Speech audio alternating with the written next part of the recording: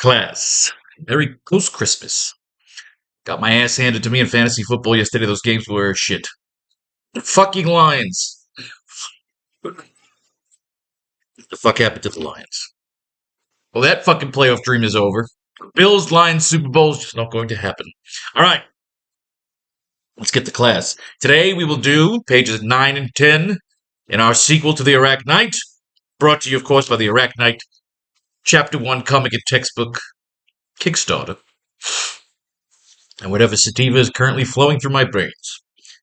So here we go. Let's get caught up. Now, when I was swimming this morning, I had an idea of a little change I wanted to make to page 8 from the previous class. So we'll do it here and now, and then we'll get started on the new pages. As we mine through the old archives of the Amazing Spider-Man. All right, Empire City glowing in the distance. We have the Betty Brant intro. Getting closer to Empire City, the evil Dr. Bond villain, Dr. Harrow, was kidnapped. Now remember, we got a bunch of scientists that have been kidnapped and hijacked. We led to the idea that it was Norman Osborn. We reveal, with Norman sitting in his little underground lair like Howard Hughes for a year as a recluse, we reveal that it is not him. Page 2, we had the skyjacking. Excuse me. And then we have the other two scientists, Jorgensen and Thaxton. These are characters we pull right out of the Amazing Spider-Man pages. And of course, they are kidnapped by the Sandman. Peter Parker is there. He's on a photo shoot with Mary Jane, doing a little hot photo shoot in the desert. And he takes her to a cliffside to watch the gamma ray bomb go off. So we kind of inadvertently attach him to the origin of the Hulk. We just don't show the Hulk in the scene. Maybe, because we're doing 5 chapters in this storyline, we may have something with the military, like we have Nick Fury possibly bringing Spider-Man in, and maybe other Avengers are brought in to go after the Hulk, and that's how the Avengers get together in our storyline. You know, just different characters, different group.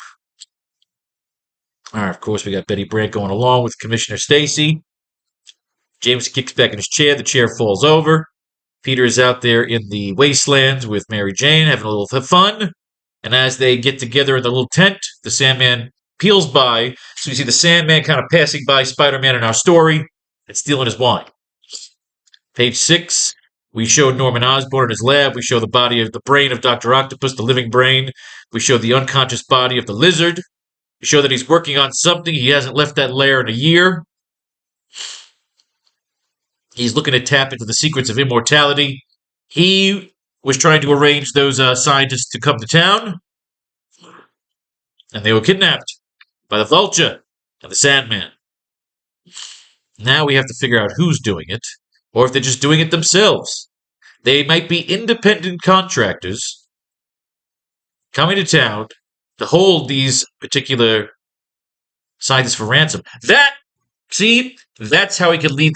I wanted to lead it into Spider-Man facing off with the Vulture and the Sandman right here in Chapter 1 and just get his fucking ass kicked. And the idea is that he gets beaten so badly that he gets saved in the end, and he'll wake up by the end of this chapter inside the lair of Norman Osborn.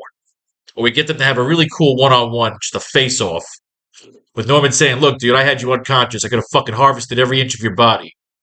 I chose as a courtesy to let you know what the plan is. That it wasn't personal me going after your parents, that it was business." Some really cool, kooky shit we could do here. Oh, I'm having fun now. Now I'm having fun. We cut the sunrise over Empire City where the skyline imposes itself to the rest of the world.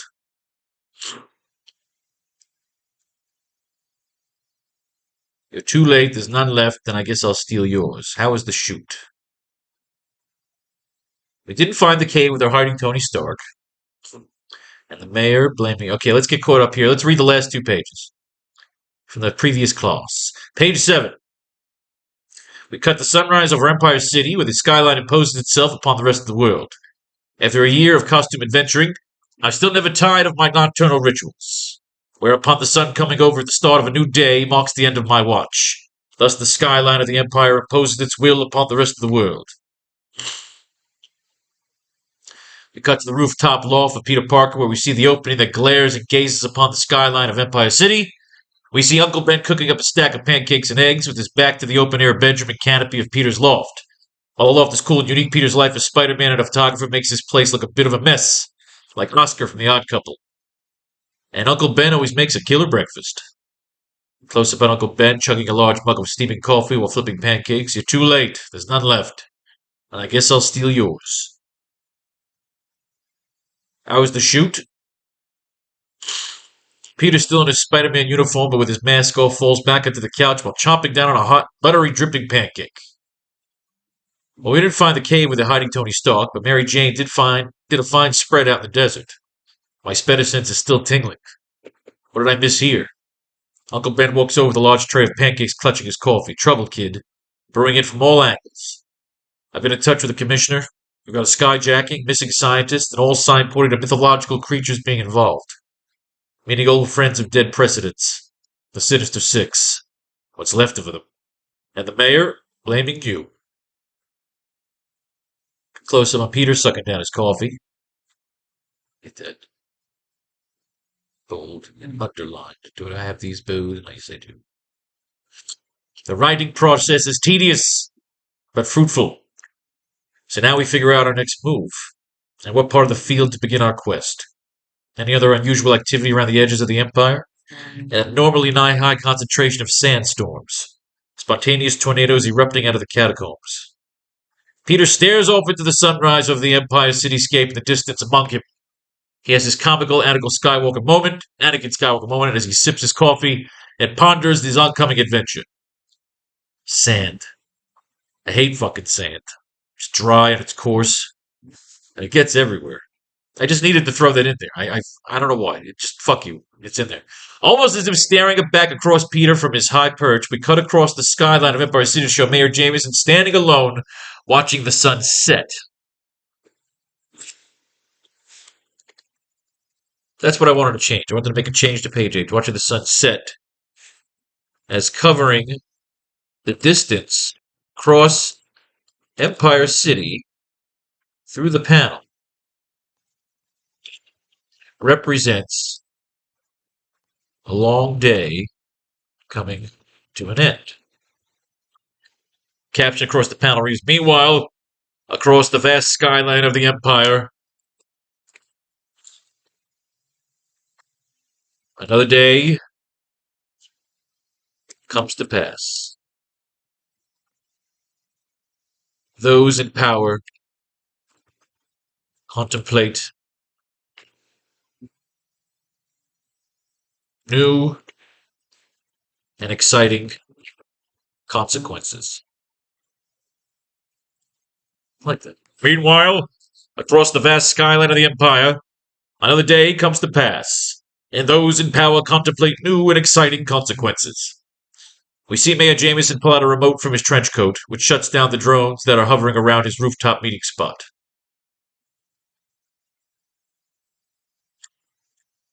Good morning, Mr. Mayor. Well, let's go with evening.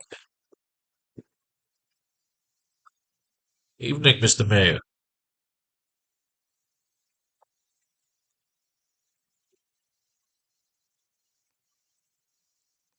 How's the blood pressure? Evening, Mr. Mayor. How's the blood pressure? Never you mind, mercenary. So we're going to allude to the idea. I haven't decided yet. This guy in the shadows. This is either going to be the Punisher, or this is going to be Nick Fury. We might even bring both into the story. They're bringing the Punisher and the Hulk into the new Spider-Man movie coming out this July. So we may just say, fuck it, and bring them into the story as well. It has some fun. Maybe we'll do it better. Maybe. Mark Ruffalo kind of sucks. But you never know. CGI. Evening, Mr. Mayor. How's the blood pressure? Never you mind, mercenary. Did you have anything to do with that missing scientist? Which one? So many minds gone missing on their way to the Empire. Seems like evil is seeping back into the shiny cesspool. And all under your watch.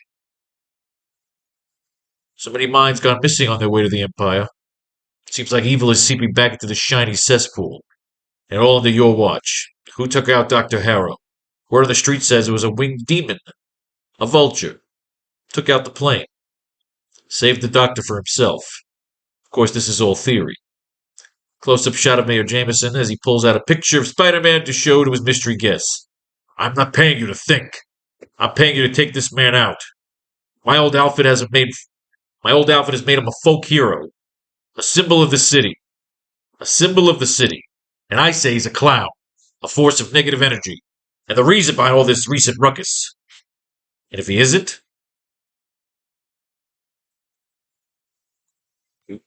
we see Jameson toss over a pouch of money to the mystery man, whose face is hidden by his large puff of cigar smoke as he catches the money pouch. And you still get paid. That'll ease your conscience. Indeed. But I do have one question, Your Honor. Who was bringing in Dr. Harrow and why? And then who else had a need for the doctor's skills and services so badly to go through all the trouble to jack him out of the sky? Are you waiting for me to tell you that I'm the one who brought him in? Or that I'm the one who stole him from whoever it was? Close up on Jameson staring out into the distance as he takes a long puff on a cigar. The answer to either inquiry, that's classified and personal. See, I just like that line. The answer to either inquiry, that's classified and personal. We get the perspective from Jameson and the mystery man over his shoulder as we see Spider-Man off in the distance, swinging over the rising moon. Off the horizon. Almost giving the effect that Jameson is either imagining Spider-Man in his view and obsession, or that he's actually Spider-Man swinging off to start his day. Ugh. Ugh, I'm dry.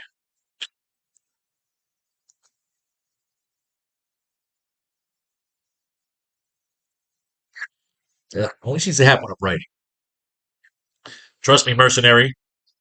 Ever since that mass menace fell upon these streets, the Empire has been disarray.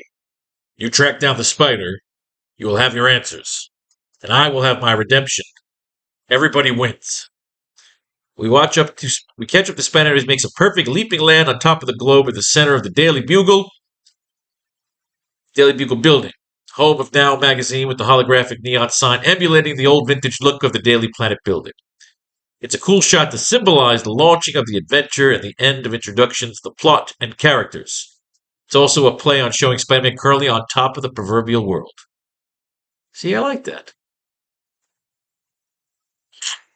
And again, once I get the art back from Amiel, if I feel like it's too empty, you could frame more words into the scene. You could write some poetry. You don't do filler. You write something that really feels like you add to the scene. You enhance the scene if you feel like there's empty spots or the skyline's boring. Or you could do it with the art. You could add some dirigibles. You look at like The League of Extraordinary Gentlemen when you read it. It's so fun to read it twice because you read the boxes. Then when you go back and you look at the art in the streets of London, how much cool shit is just going on in the background, how they just let that artist go nuts. That's what I'm always trying to encourage my artists to do, and sometimes they do it, sometimes they get lazy. When they get lazy, that's when they get fired. You want an artist that will do stuff like that. You got artists that are going to take a check, and you have artists that are just, they're doing a great job. They're doing something they love. It's not always easy to find that. Okay, so what we're thinking notes-wise, there is no third party who hired Sandman and Vulture.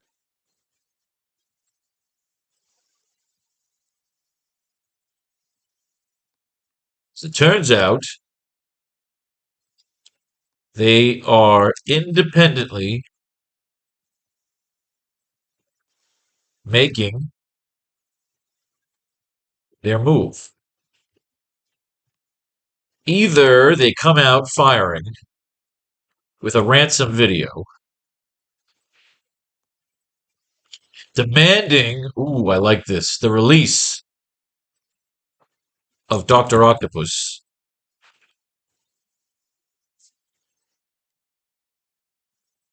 Either Spider-Man jumps the gun or goes in first or goes in second after the first wave of cops are manhandled by the tag team. Oh, I like this. Spider-Man then goes in, and at first, like Rocky 3, he will be successful on the offensive before they get the upper hand and tag team beat the shit out of him. And when the cops are blocked off, it will be Norman Osborn who makes the save. Oh, I like this fucking plot, man. I like this plot so far. We're having fun. I love writing some fucking comic books. Now the question becomes, how do we write in the fucking Man-Wolf? Jameson's on that rooftop for a reason.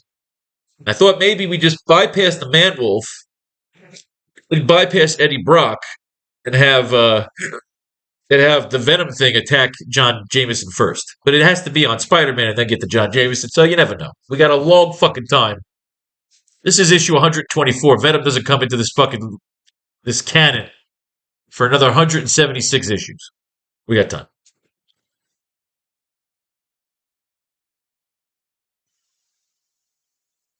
All right, let's open up archives here and get our scene going. We just saw Spider-Man land on the Daily Globe building.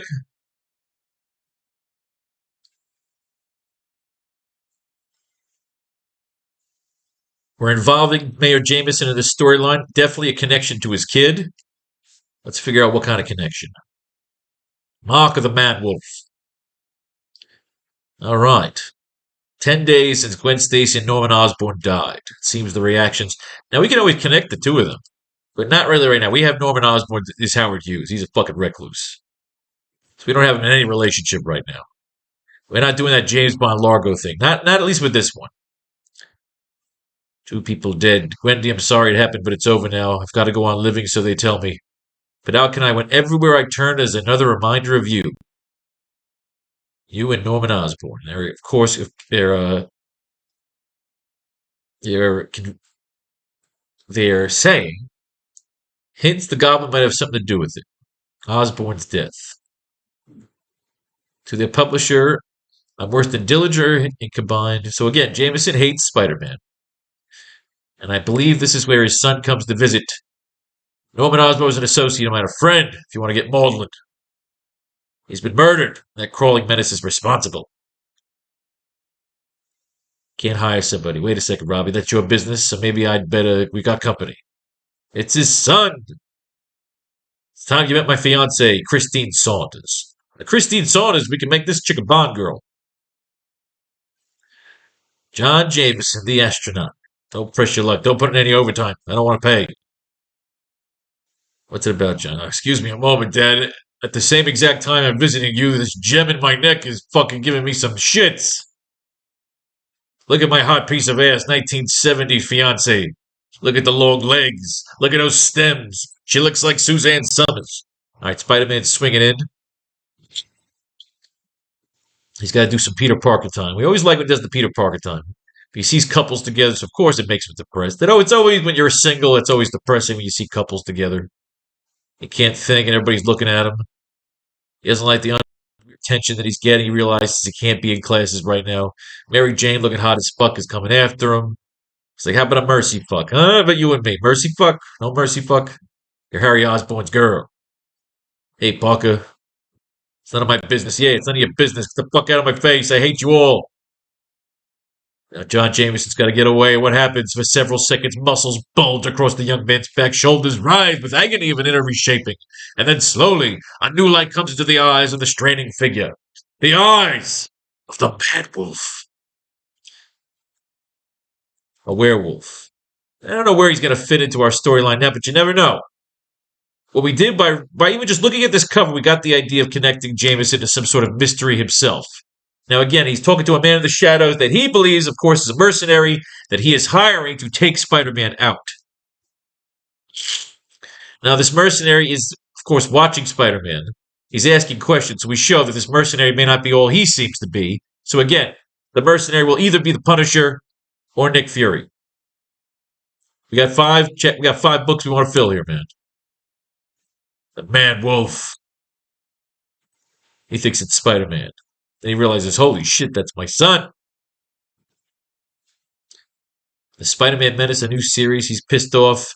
Innocent until proven guilty. Remember that, Jameson? You're accusing me. Peter is pissed. He's decided he's going to go and he's going to fuck Jameson up. He's going to swing across the city. He's going to fucking throw some fucking fists. Then all of a sudden he walks right into a family squabble and the man-wolf is going to kick the living shit out of Spider-Man. You're not exactly my favorite person, you know. But he's got to save Jonah. As much as he hates J. Jonah Jameson, his code. See, oh, see, I have to get caught up. See, God damn it, look at this. You know, something a month ago, I wouldn't have believed this. But ever since I hit Frisco last week, I believed in werewolves. Spidey met Werewolf by Night, Marvel Team Up number 12, Roy. See? See how that works? And it's right here. So now we gotta read the fucking time we went to San Francisco. We're all fucked up here in our timelines. They don't scare me a bit. He punches this fucking werewolf. He gets punched by that werewolf. He fucking pile drives him on his head.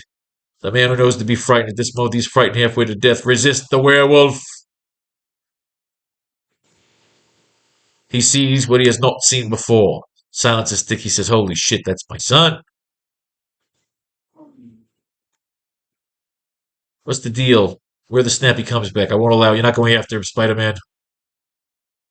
Doesn't matter. It's not important. If you attack him, I'll make you pay. You wall-crawling menace.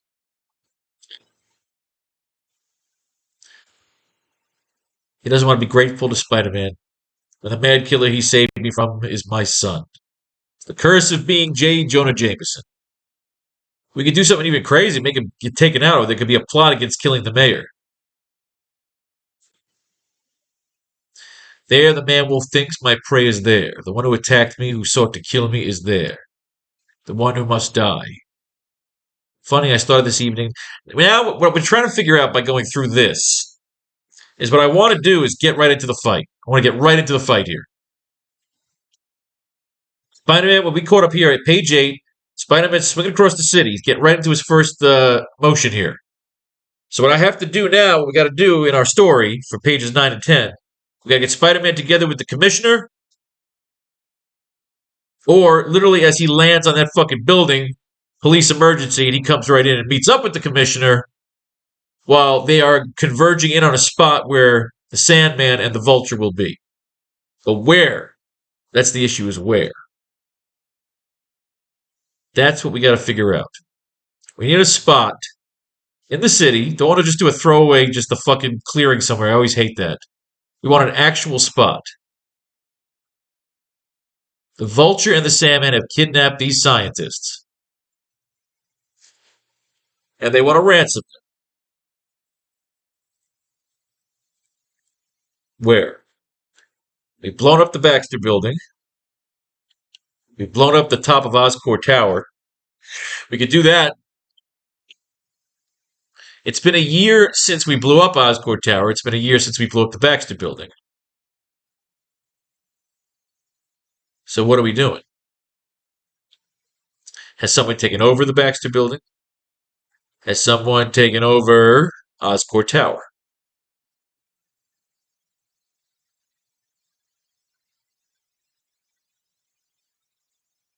Now Magazine, the mayor. We need a way to get the Vulture and the Sandman to broadcast their intentions. So Spider-Man goes in there to back up the cops. The cops and Spider-Man get their ass kicked. Spider-Man's nearly killed. Norman Osborn saves Spider-Man. That's what we're going to do here. So what we're mining right now through these comic books is trying to figure out how to get them to vocalize their intentions. My spider sense. Something threatening me? But what? It's almost dawn. The muggers are in bed by now. Which is where I should be snuggled up all tight. But as old Jonah Jameson is, warm and secure, his very own Betty by. Still, I can't get over that feeling of menace, as though something bad was about to happen. So you are none other than your friendly neighborhood Spider-Man, and like a straight line, our two-part thriller. Wolfpack. What are they doing here? I don't think I was paying attention. Oh, he was gonna. Oh, yeah, he left J. Jonah Jameson, and the wolf is coming back to fuck him up. Now, before we finish this two-part wolf story, We have to go back when he said a month ago he was in fucking San Francisco right here, fucking with the Werewolf by Night. So let's get caught up. Where are we here? This is what, October? So this is August. Let's get caught up. Let's get caught up to October here by going through August and September here. Two of Marvel's mightiest and most. We know what we want to do story wise. We're trying to look at these issues to give us an idea of how they start vocalizing. This is Spider-Man on the road. The mist rolling in from the San Francisco Bay is laced this balmy night with the sharp tang of sea salt, the sweet scent of tall pine. Odors unfamiliar to those whose nostrils are accustomed to the more acrid essences of the city called New York.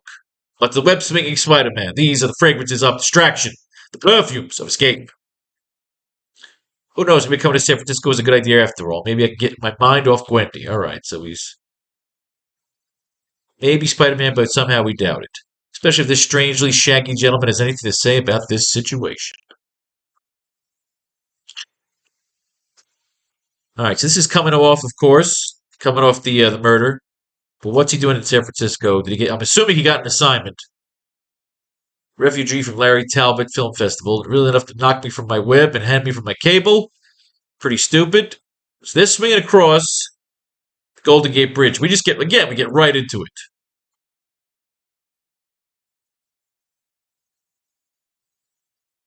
The Sky Bridge.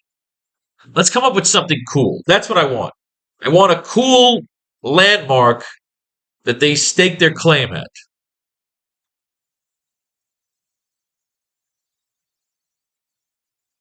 The Sky Bridge.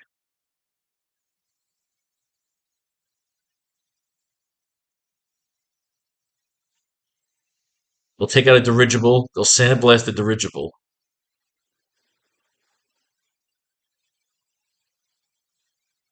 So Spider-Man, all right, we have Spider-Man landing on top of the Daily Bugle Tower, the Daily Bugle building. So literally, let's get to the next panel. Close-up, classic shot of Spider-Man head as his Spidey sense goes haywire.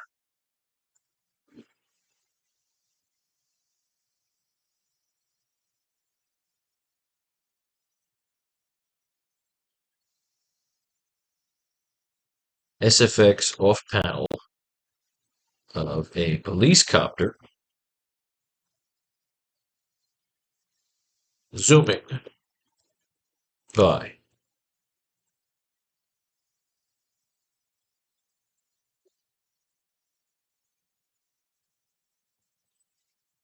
Spider-Man turns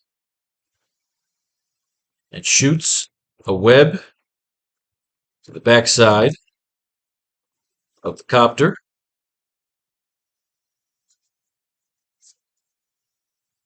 And hitches a rod.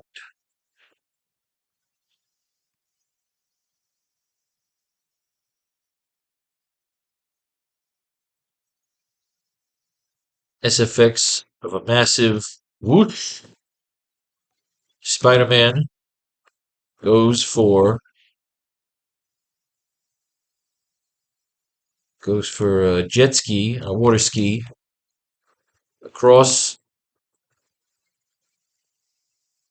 the sky towards the action. All right. Then it gets there. But where are they going? We need a landmark. Something fucking cool. Where the first thing they'll say is, it's an interesting, it's a weird place to stand your ground. I like sitting ducks over there. I like that.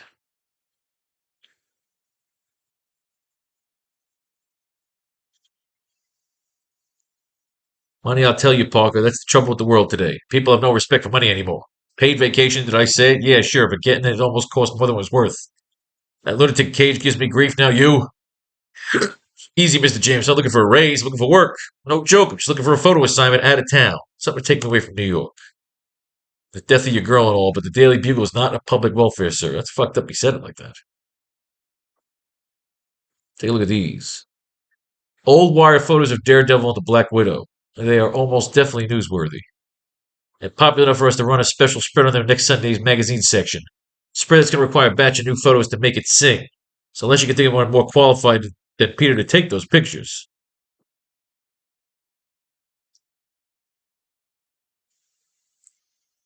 Does that mean that Daredevil and Black Widow are in San Francisco?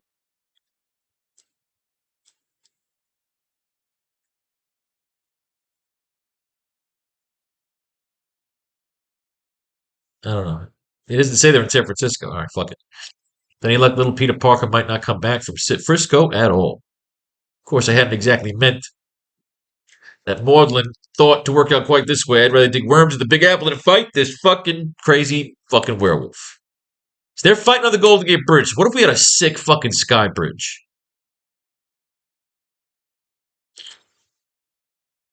Like we could make a really cool fucking sky bridge. Almost even having like that really crazy fucking Chinese bridge they just built that's fucking massive across a massive fucking canyon. The sky bridge, the sky bridge under construction. Sky bridge.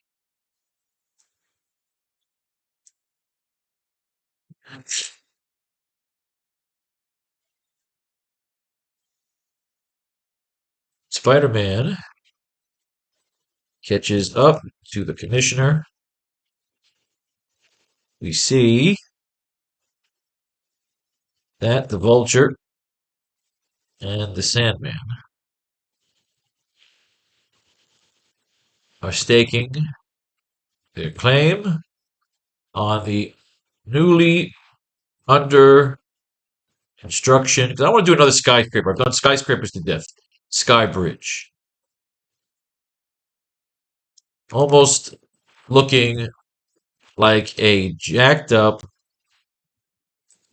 steampunk civilization.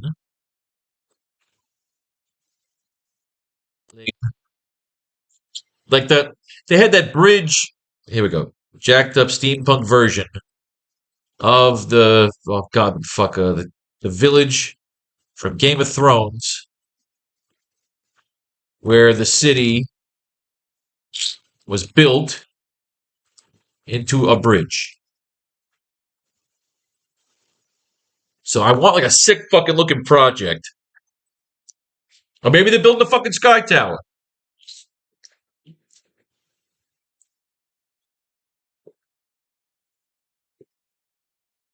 Skybridge. With them opening up on the Golden Gate Bridge, that's what gave me the idea. A monster. I saw it, take it back. I tell you, Clara, the city's going to the dogs. One frustrated werewolf. We got werewolves here. I'm not working werewolves into this story right now, so we're going to try and use the art, maybe the fight scenes. And again, we can always bring in John Jameson, the mayor's son, doing like a project on the moon. Turn into a fucking werewolf. Ugh. Placid waters.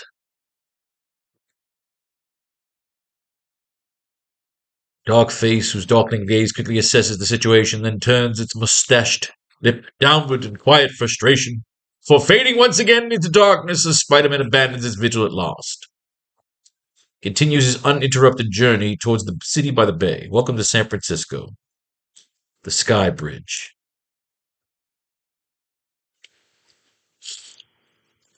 Airport to Midtown. Some decent dinner as Peter Parker. Cheeseburger on rye. I guess everybody's all fucking scared and freaked out. The werewolf comes in. He's gonna fuck some shit up. Looks like the place is fake. Something strange is going on around here.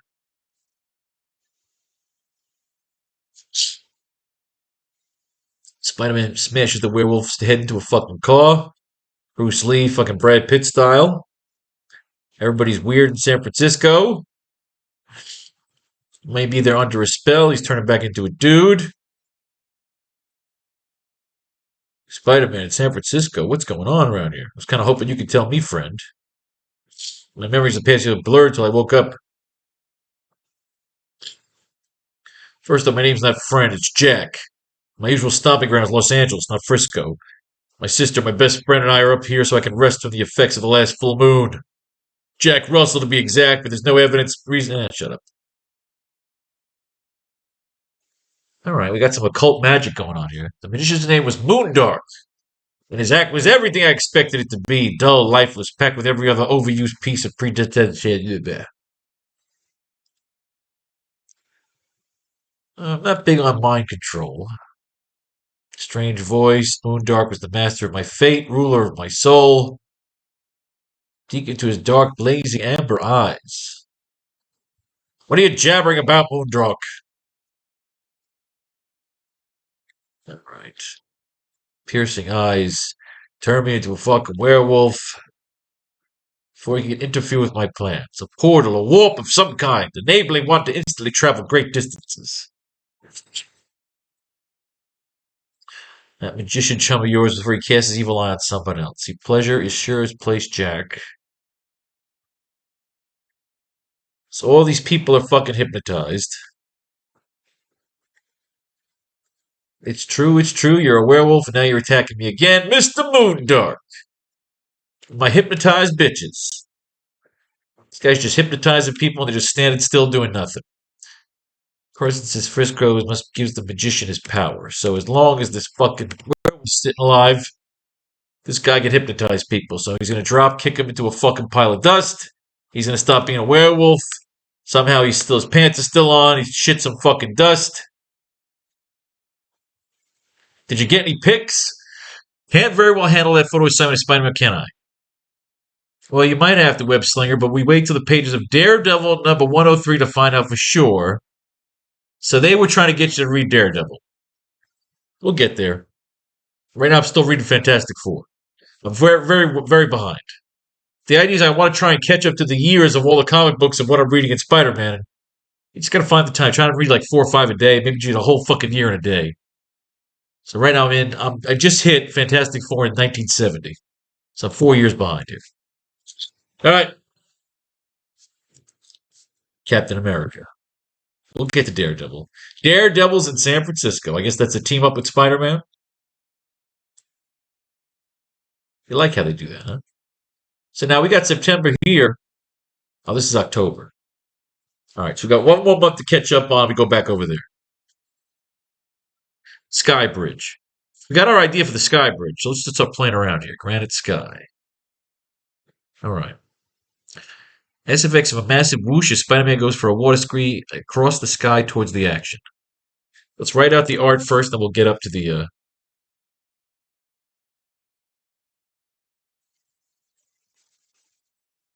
We cut to an overview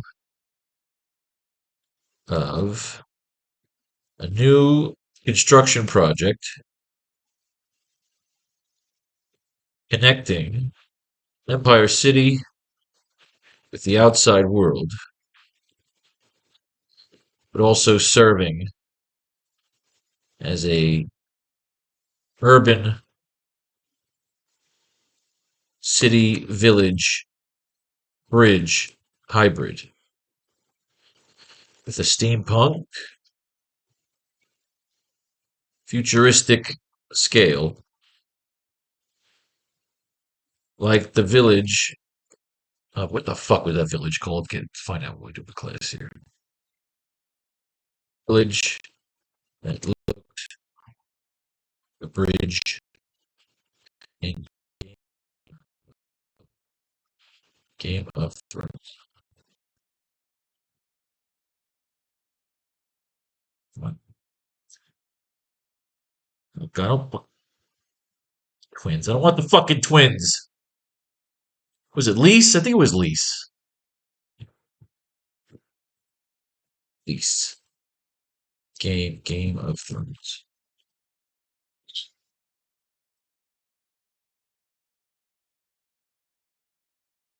Oh, what the fuck is this?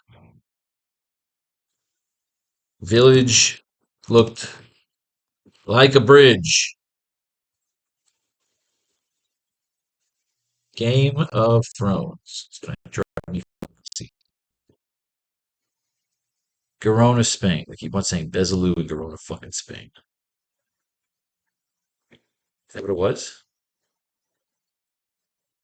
Oh, you fuck. What is this? What am I looking at? Fucking hate stupid internet waste my fucking time.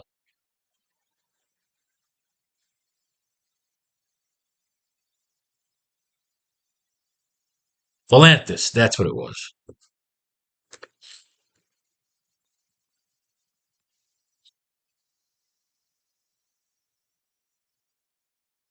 Fuck yes. Oh, yes.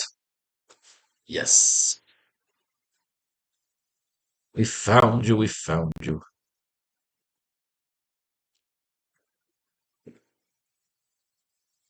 Sky Bridge. Boom.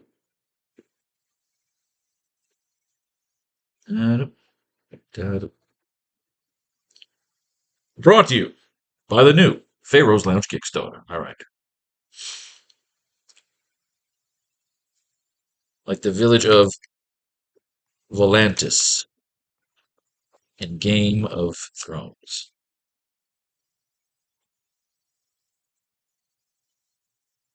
We see several police, dirigibles, and copters flying around the half constructed bridge.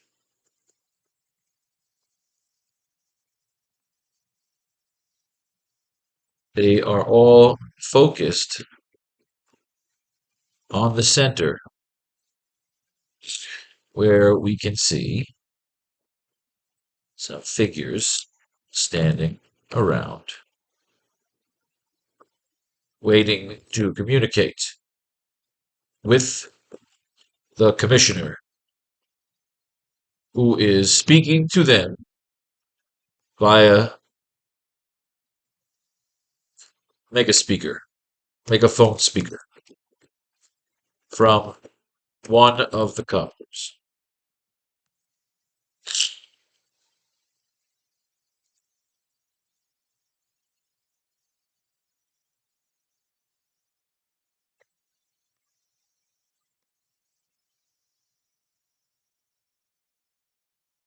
We see. Do you want to just close it on the commissioner first, negotiating, and they converge in? They won't have okay. They wouldn't have the scientists with them because then the cops couldn't converge in on them. So they could say they're close by. We'll sell them to you. We'll sell them to you as a package deal.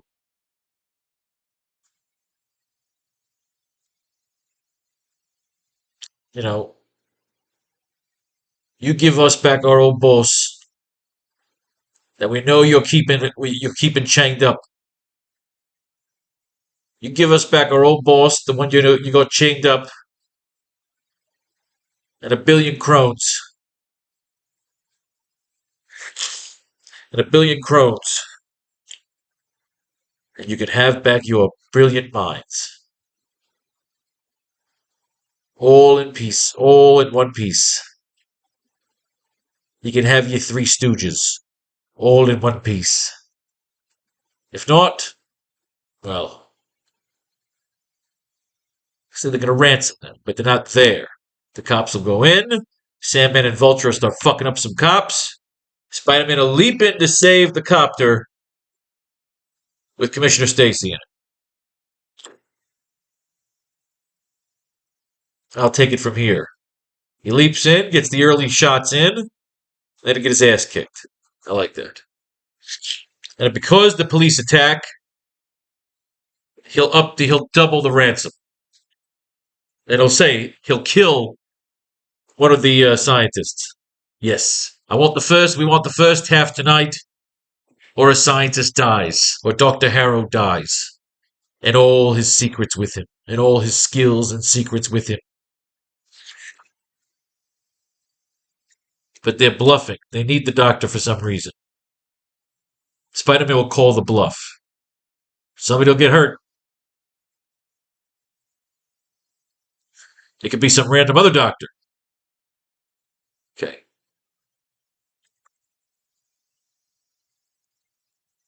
We close in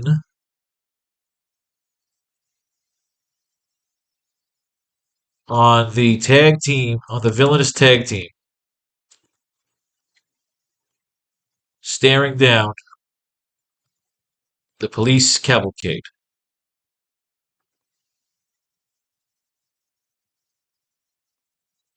With seemingly no worries.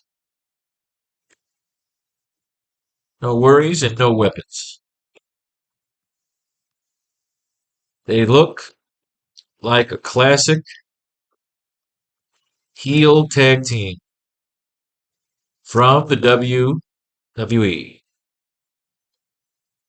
We will do a quick box bio of each villain as a way of showing Commissioner Stacy getting the recon while he attempts to negotiate.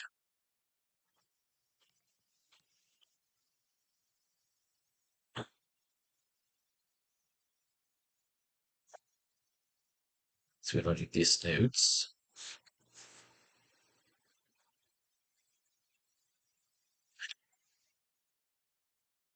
Let's move these notes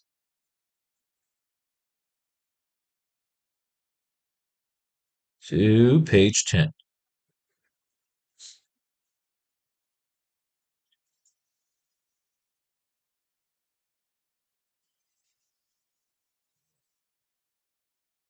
Closing on the villainous tag team staring down the police cavalcade with seemingly no worries and no weapons. They look like a classic heel tag team from the WWE, WWF, WWF days. To a kickbox bio of each villain as showing a way of Commissioner Stacy getting the recon while he attempts to negotiate. I like that.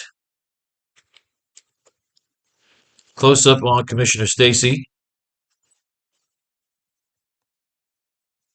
Ordering his men to converge.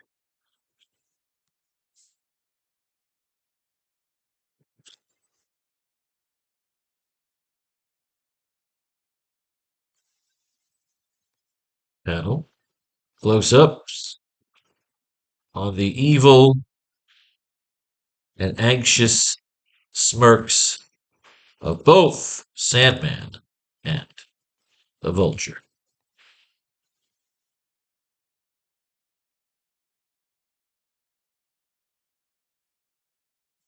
All right, good. So let's get these marked. Now we just need some dialogue.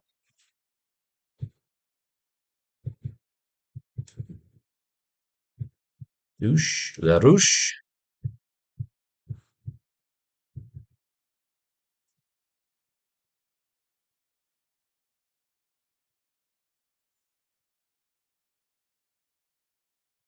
Dun, dun, dun.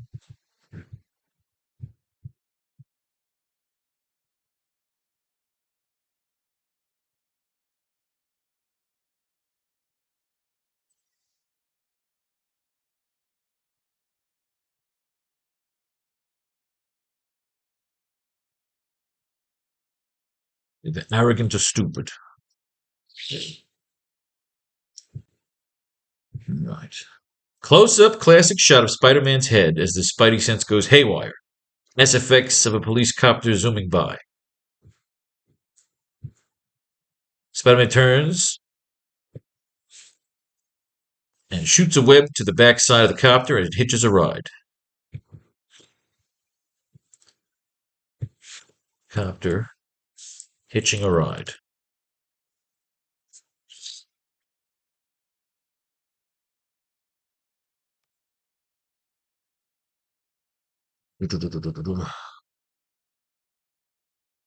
Close-up classic shot of Spider-Man's head as the Spidey sense goes haywire.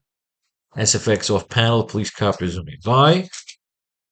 Spider-Man turns and shoots a web to the backside of the copter, hitching a ride. SFX of the thump. Shot of web hitting the copter. SFX of Spidey being sucked up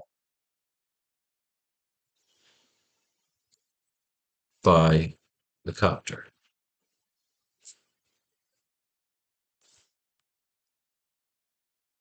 When I'm talking here, we don't need him talking in that first panel. Spider-Man turns and shoots a web to the backside of the copter, hitching a ride.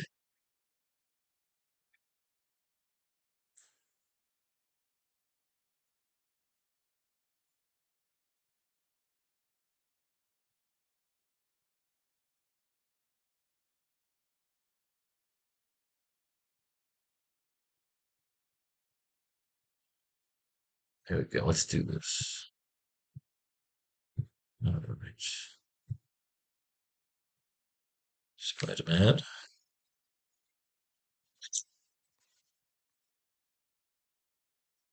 This part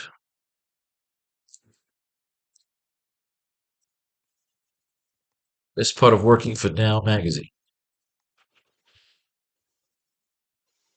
Best part of working for Now magazine.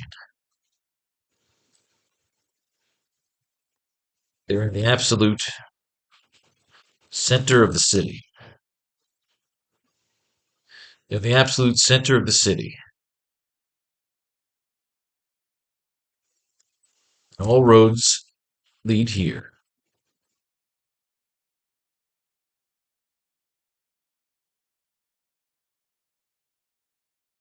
Best part of working for Now magazine. They're in the absolute center of the city. And as all rivers converge,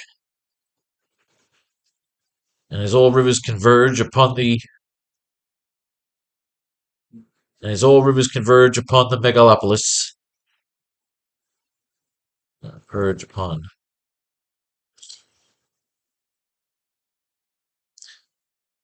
and as all rivers converge upon the center,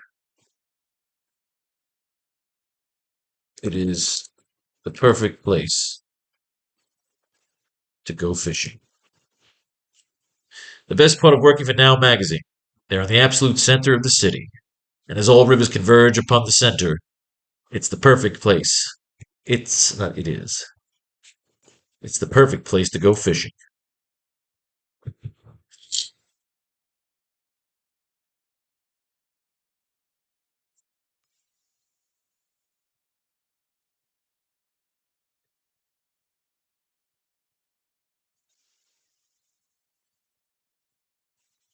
Spider Sense is telling me that my two whales are on the other end of this line. And my spider sense is telling me that my two whales are on the other end of this line.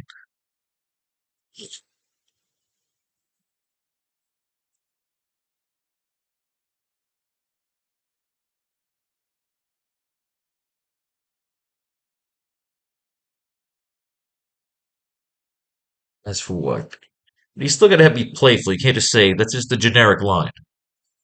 My spider sense is telling me that my two whales are on the other end of this line. He's whooshing, of course, a massive whoosh as he goes for a water scree across the sky towards the action.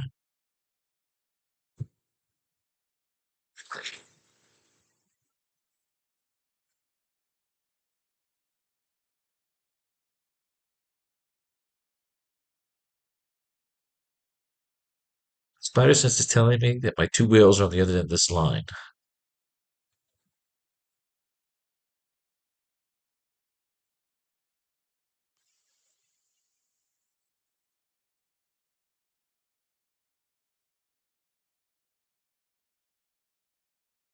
However, give me a good line here. However, if I stop to set my camera,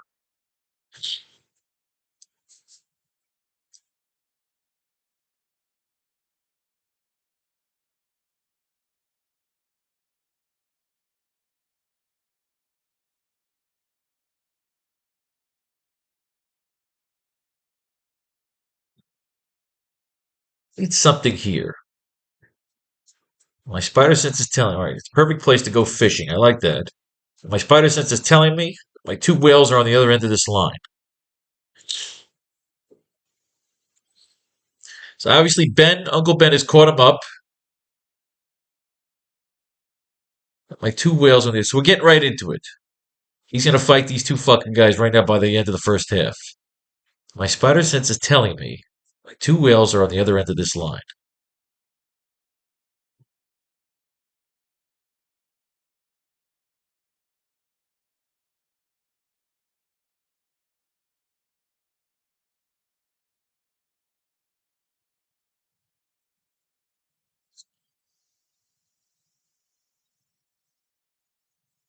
My two whales are on the other end of this line. Give me something. I need a fucking line. We're gonna do some mining. I need a line.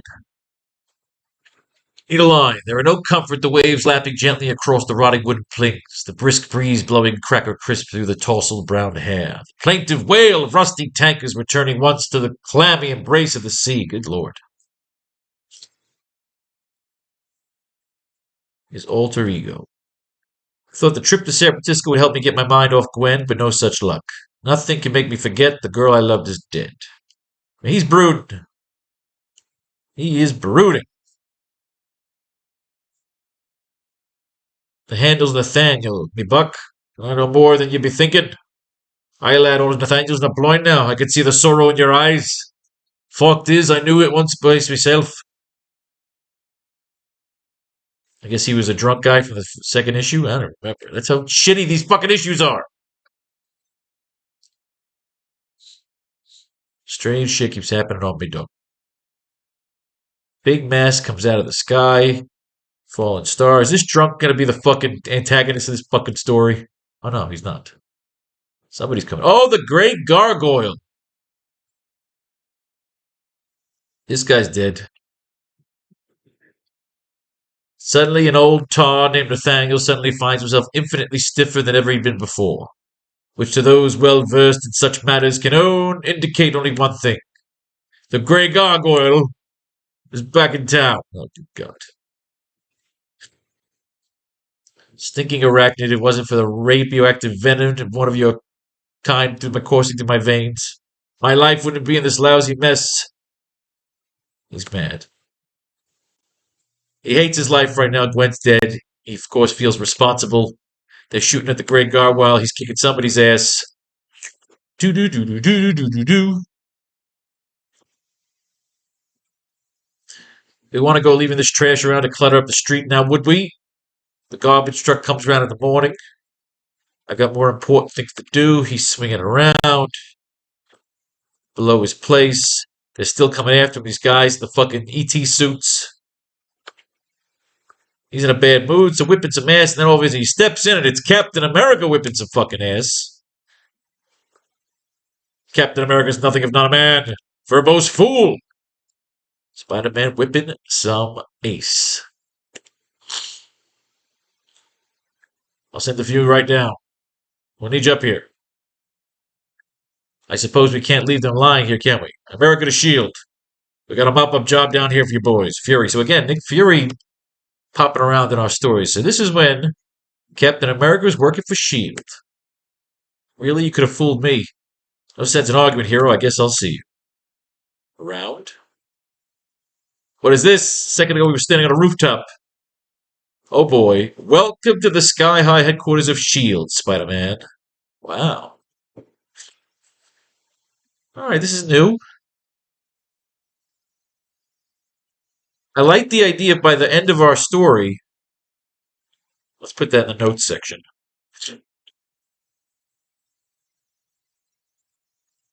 By the end of this story, Spider-Man could be recruited by Nick Fury of S.H.I.E.L.D., who was taking JJJ's money in order to keep an eye on him and pretend under the pretense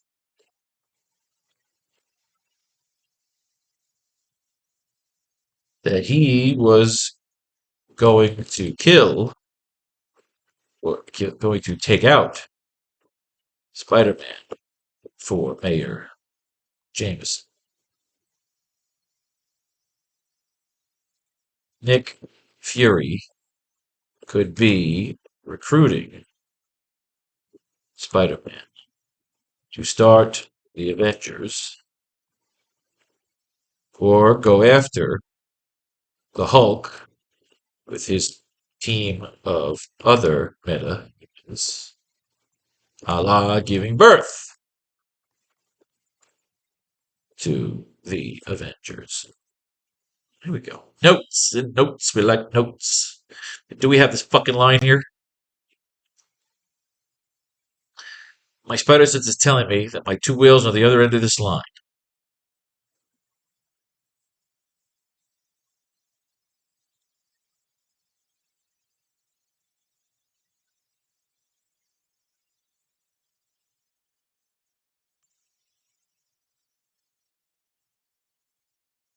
My OCD tells me to set my camera on auto. My OCD tells me to set my camera on auto. But and buildings, the wind and buildings coming at me at full speed remind me to be patient. See, I like that. It adds a little character. It adds a little character. My spidey sense is telling me that my two whales are the other end of this line. My OCD tells me to set my camera on auto. But the wind and buildings coming at me at full speed remind me to be patient. It's cute. We cut to an overview of the new construction project connecting Empire City with the outside world, but also serving as an urban city-village bridge hybrid with a steampunk futuristic scale, like the village of Atlantis in Game of Thrones. We see several police dirigibles and copters flying around the half-constructed bridge. They're all focused on the center where we can see some figures standing around waiting to communicate with the commissioner who is speaking them via a megaphone speaker from one of the copters. All right, Spider-Man narrates first.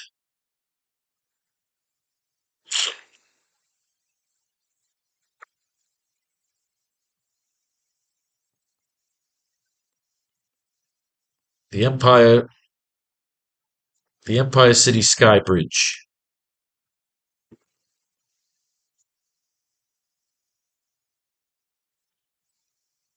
A new project from the PR team. The PR team at Mayor Jameson's office. Serving. God, I hate when it does that. Serving as an olive branch into the wastelands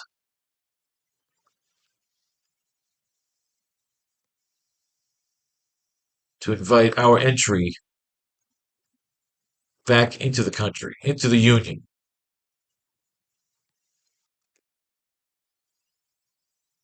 And proving that Empire City intends to help heal the wounds. And proving that Empire City intends to help heal the wounds of the Civil War.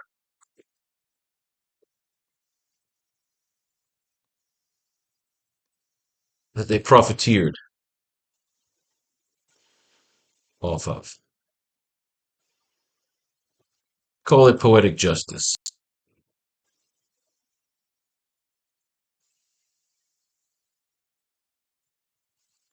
Call it strategy. Call it strategy and restriction.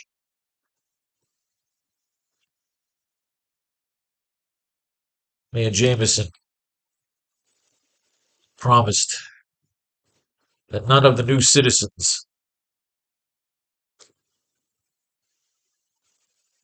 would ever have reason or cause to leave their homes, their new villages on the bridge.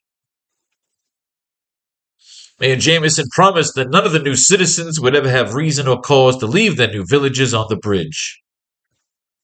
promising a separate and self-sustaining society.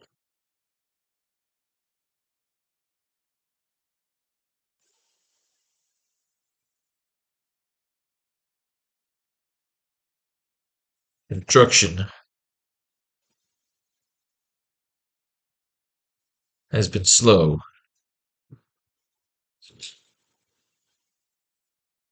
The Sky Bridge is, of course, still in progress. So it's kind of like a dig at they're taking their fucking time building it. I like that. They're kind of they're taking their time. They're taking their time. All right, we got Commissioner Stacy. Commissioner Stacy from one of the towers, from one of his copters, right? They're all focused on the center, with the commissioner who is speaking to them via megaphone speaker from one of the copters. All right. Spider-Man narrates. We got to make sure our guy knows the narrative box.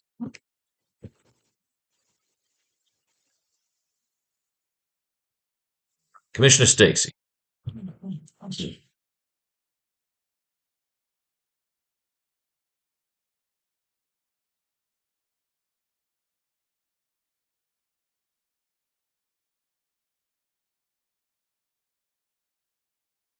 How would they communicate with them?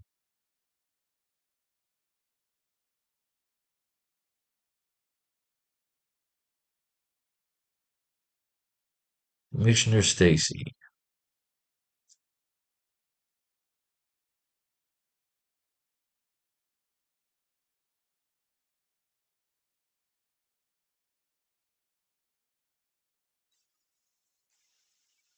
Gentlemen, this is Commissioner Stacy.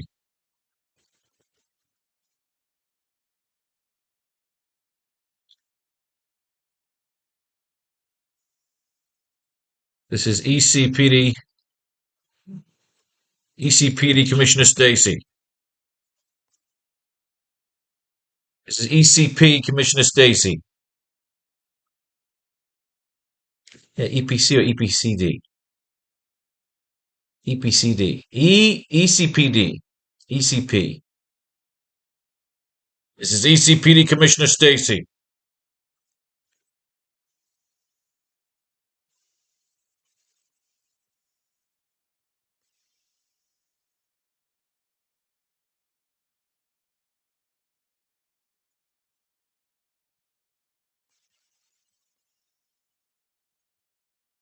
We are merely assembling to hear your demands. We have no intention of attack. We have no intention of engagement. Gentlemen, this is the ECPD Commissioner. This is ECPD Commissioner Stacy. We are merely assembling. We are merely assembling to hear your demands. We have no intention of engagement. If you intend to cooperate,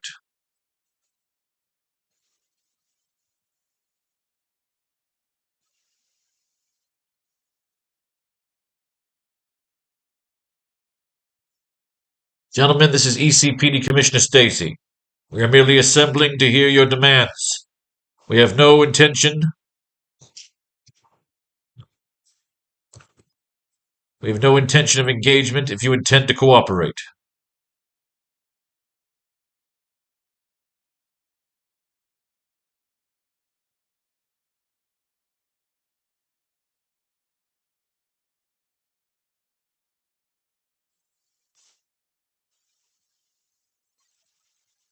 I've spoken to the mayor. He has agreed.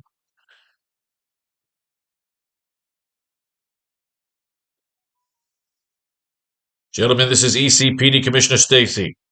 We are merely assembling to hear your demands. We have no intention of engagement if you intend to cooperate. I've spoken to the mayor and he has agreed. And he has agreed to what?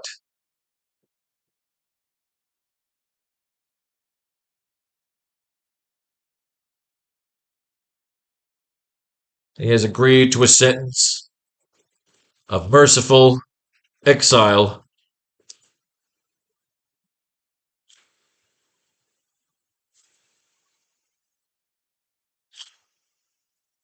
I've spoken to the mayor, and he has agreed to a sentence of merciful exile upon peaceful transfer. Upon a peaceful transfer.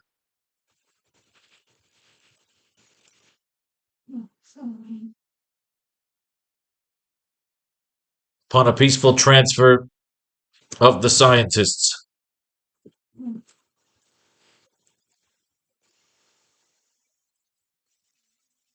This offer will not last the evening, will not last the moon, will not last the night.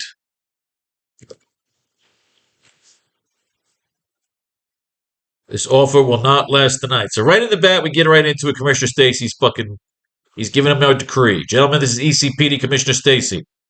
We are merely assembling to hear your demands. We have no intention of engagement if you intend to cooperate. I've spoken to the mayor, and he has agreed to a sentence of merciful exile upon a peaceful transfer of the scientists. This offer will not last the night. We close in on the villainous tag team staring down the police cavalcade with seemingly no worries or weapons. They look like a classic heel tag team from the WWF days. Do a quick box bio of each villain as a way of showing Commissioner Stacy getting the recon while he attempts to negotiate.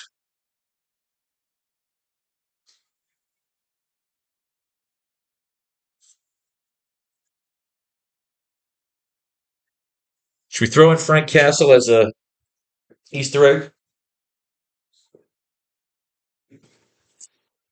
What I was thinking of doing, what I was thinking of doing was going back. I haven't gotten chapter 4 of the AracKnight drawn yet. Instead of having a random police sniper, instead of having a random police sniper that takes out Dr. Octopus in the end, I'm going to make the sniper Frank Castle. So Frank Castle is going to be a sniper at the end of the AracKnight 4. Like Dr. Octopus is trying to kill Spider-Man. He's got his tentacles in Spider-Man's throat. He's trying to suck out his fucking soul. And a fucking sniper, a sharpshooter, takes fucking Dr. Octopus out with a headshot. I was going to have it be a random cop with Commissioner Stacy. I was going to have it be Commissioner Stacy, but that's too weird because he's old. He wouldn't take the shot. Let's have Commissioner Stacy take the shot. Somebody's going to take the shot at the end of that thing, but it's not just going to be a random sniper. It's either going to be Frank Castle or Commissioner Stacy. But we'll go back and change that before it's drawn.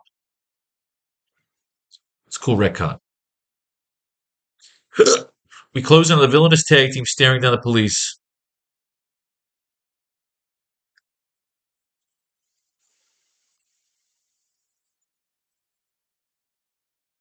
Commissioner Stacy's getting recon.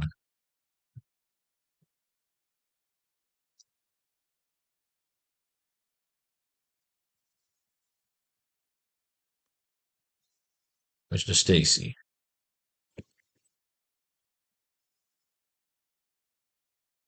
Okay, the Wolf.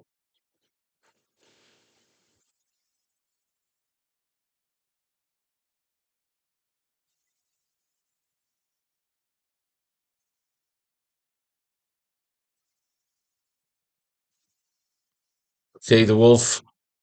Give me the recon. Who am I staring at? All right, before he does that,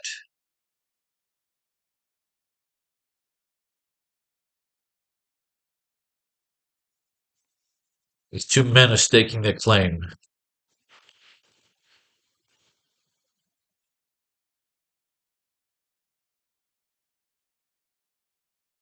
These men are staking their claim on an incomplete base.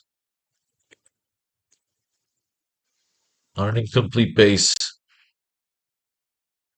These two men are staking their claim on an incomplete base. Without their hostages. And without any visible escape route.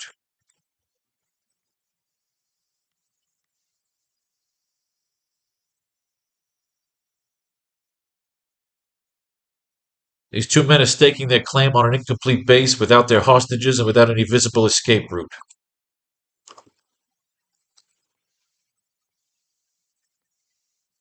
Either arrogant or stupid.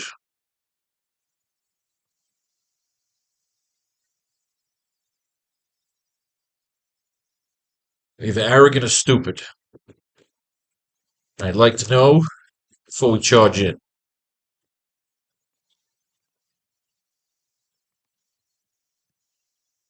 Keg the Wolf, give me the recon. What am I staring? Who am I staring at?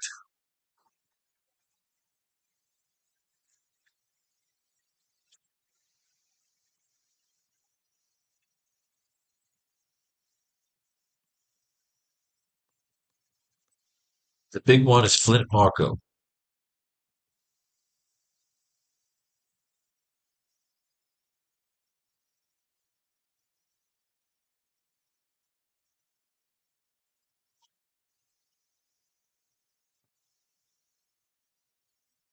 Big one is Flint Marco.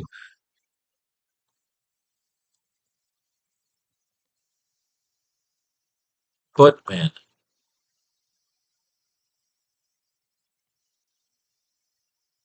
big one is Flint Marco. Former muscle.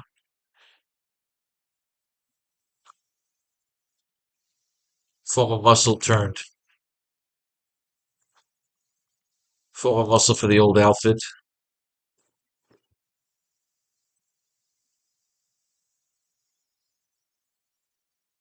The big one is Flint Marco. Former muscle for the old outfit.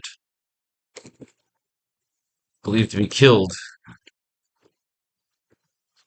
during the construction. During the construction of Empire City.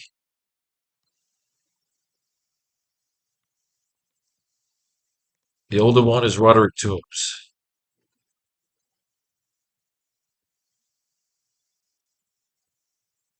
Also,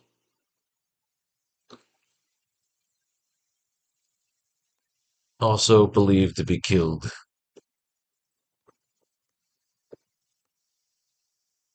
Believed to be killed.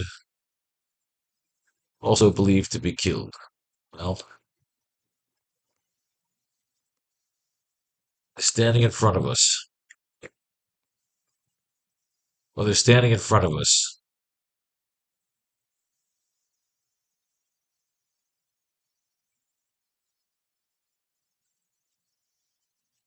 Obvious grievance.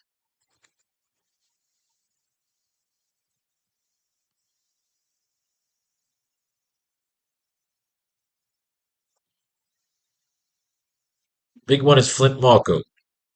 Former muscle for the old outfit. So former muscle for the outfit. Well, they call it the old outfit, just call it the outfit. So they used to call the mob in Orleans. The big one is Flint Marco. Former muscle for the outfit. Believed to be killed during the construction of Empire City.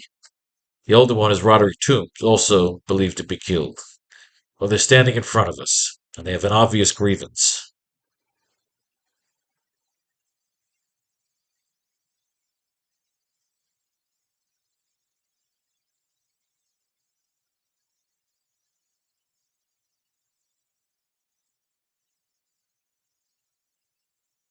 Believed to be killed. Well, they're standing in front of us. They have an obvious grievance.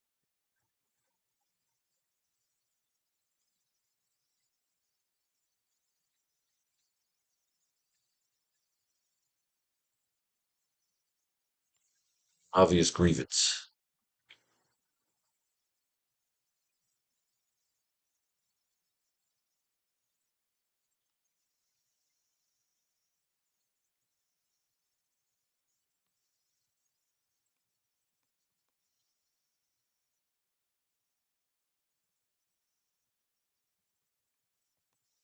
Go in.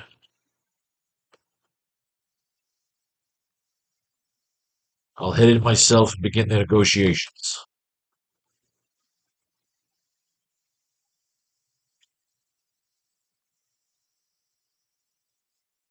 Well, they're standing in front of us, and they have an obvious grievance. So this won't be quick.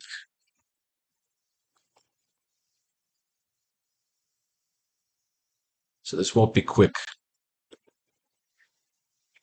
Hang the first wave back.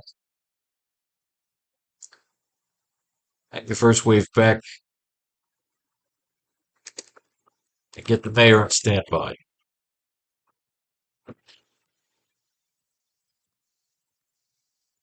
I'll go in myself and begin negotiations.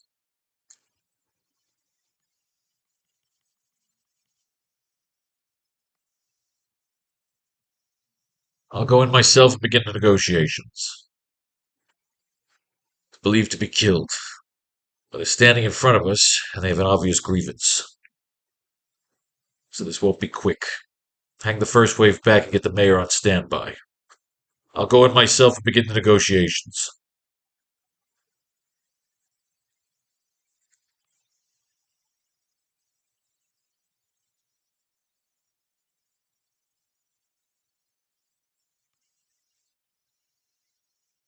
Commissioner Stacy.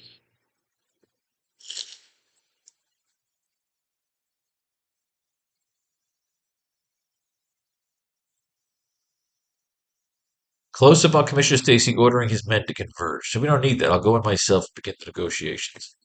Commissioner Stacy's copter.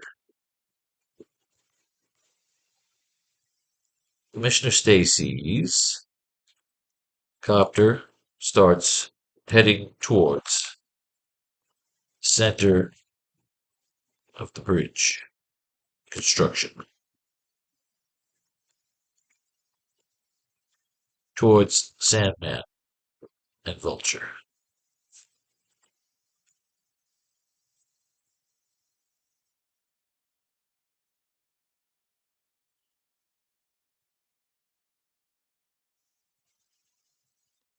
Gentlemen,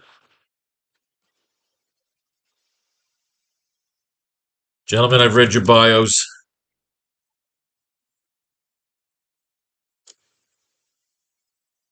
Gentlemen, I've read your bios. Let me be the first. No, we don't want that. He wouldn't say that. Commissioner Stacy wouldn't talk that way.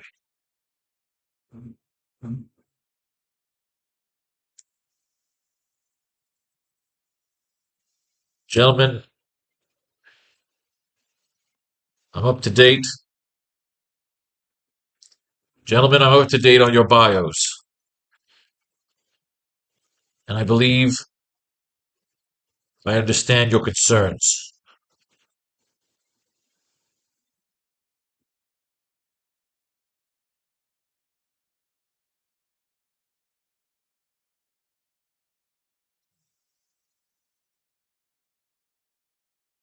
See, how do they talk to him from the bridge? Does the Sandman have a fucking megaphone on him? Two men are staking their claim on an incomplete base without their hostages and without any visible escape route. Either arrogant or stupid. And I'd like to know before we charge in. Okay, DeWolf, give me the recon. What am I staring at?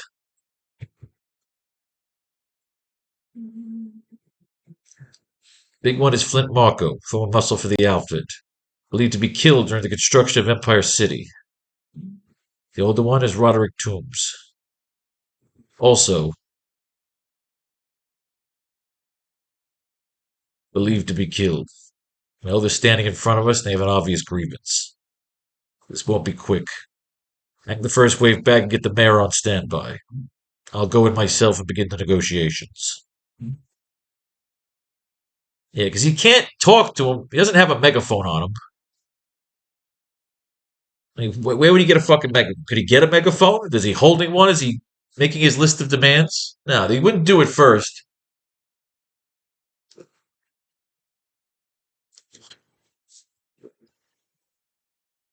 He wouldn't do it first.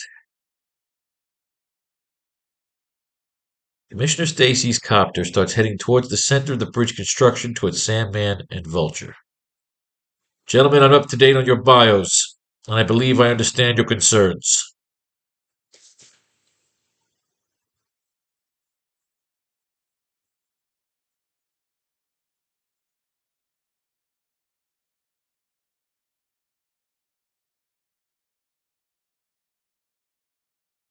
Hang the first wave back and get the mayor on standby. All right, so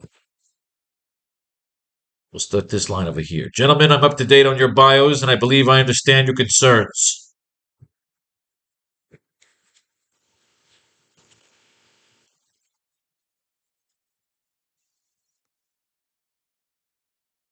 Coming in myself for a landing to begin the negotiations.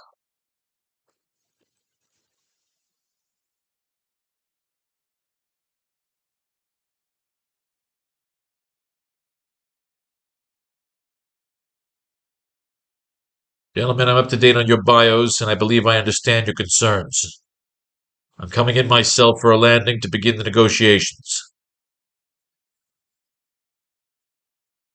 Close-ups on the evil and anxious smirks of both the Sandman and the Vulture.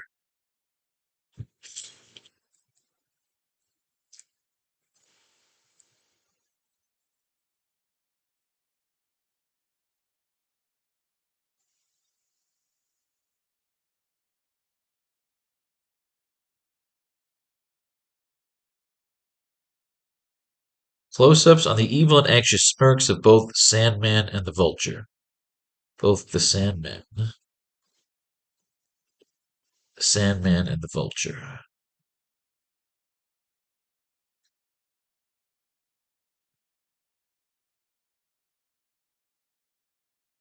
Sand.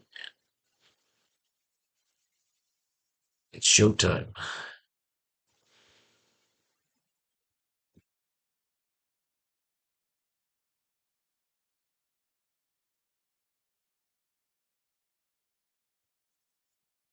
And I thought the commie. And I thought the commissar.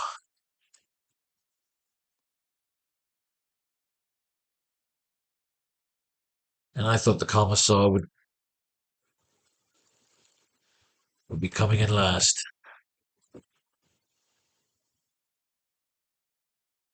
It's showtime. And I thought the commissar would be coming in last, behind his pawns. All right, good. I like that. The emphasis is on the bridge, which gets us now to page 10.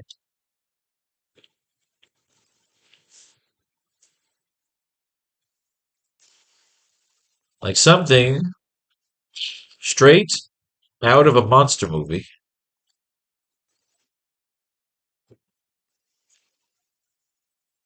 The vulture spreads his wings and takes off, just as we see we see Flint Marco begin to morph into a sand monster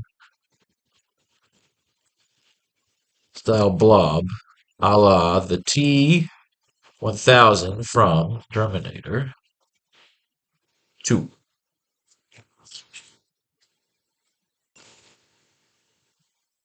Oh, we can have the Terminator scene right here.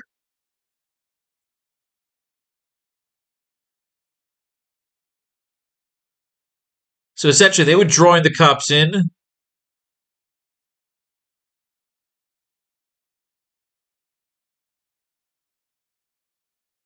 Fuck them all up. They wanted to fuck the cops up early. Just take them out, take them all the way out early.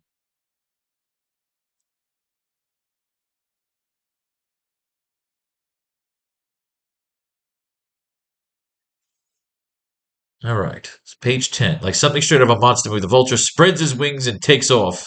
Just as we see, not he see, just as we see, Flint Marko begin to morph into a sand monster style blob a la the T-1000 from Terminator 2.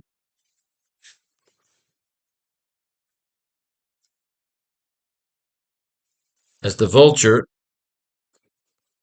glides past Commissioner Stacy's copter,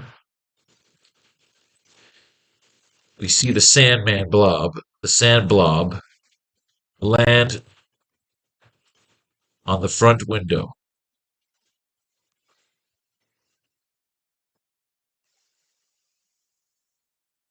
We close in from the view of Commissioner Stacy as we watch the Sandman morph his face into hard granite.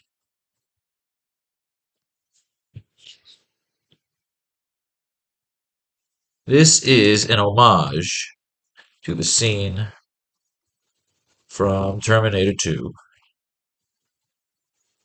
when the T-1000 is morphed as a cop and smashes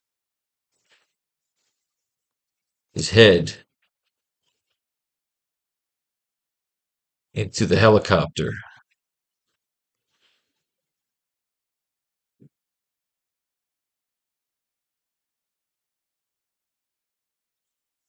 Is morphed as a cop and smashes into the helicopter hovering above Skynet factory.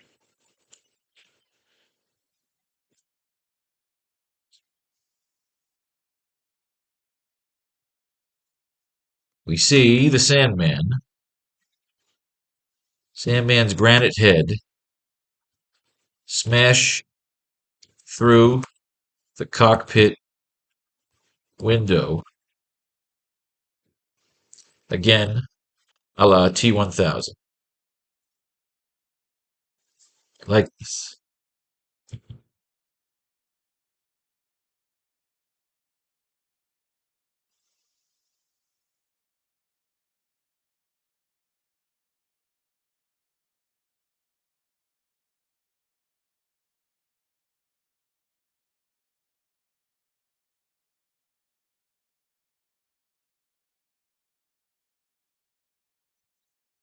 Is it just the commissioner sitting in that copter?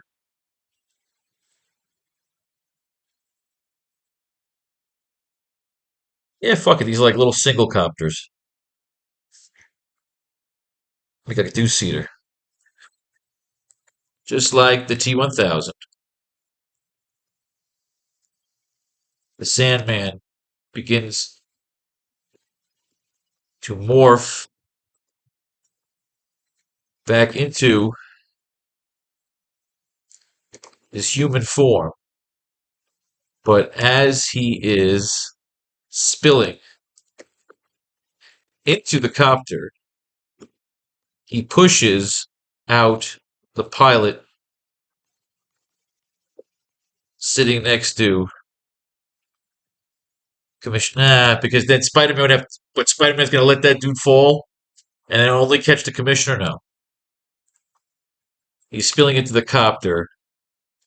But as he's in, but is spilling, begins to okay, just like the T-1000, the Sandman spills into the seat next to the commissioner and begins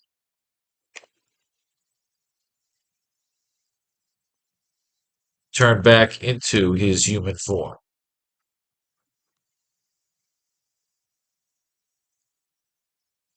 We'll do more than, of course, 6 panels on this page. We got some good notes here to play with. We got a lot of notes. I love notes. And always remember, if we feel like the story isn't necessarily finished by 24 pages that we want to tell in this particular chapter, we can add more pages. It's never a big deal. All right, so we'll put our notes here at the bottom of page 11.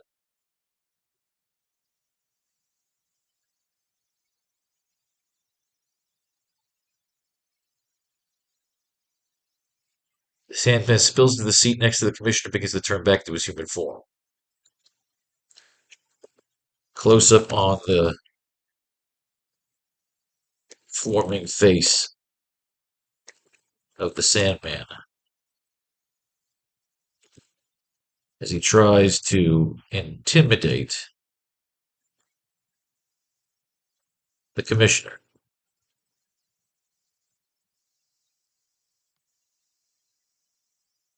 He says the line,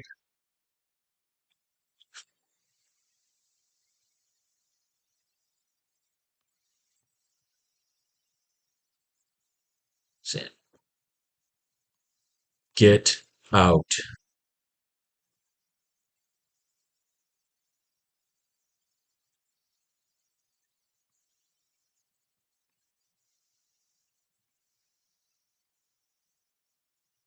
Commissioner could be like really fun. He's not scared. Commissioner Stacy. You're under arrest. You're under arrest. Boom.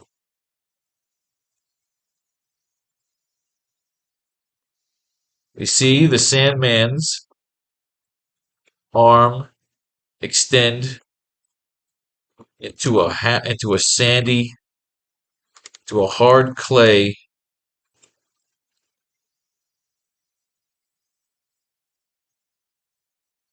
to a hard clay extended fist as he punches Commissioner Stacy out of the chopper, out of the copter door,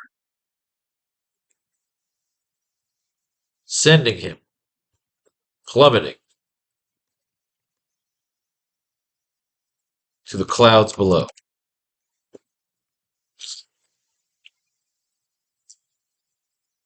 We have to add that Volantis shit.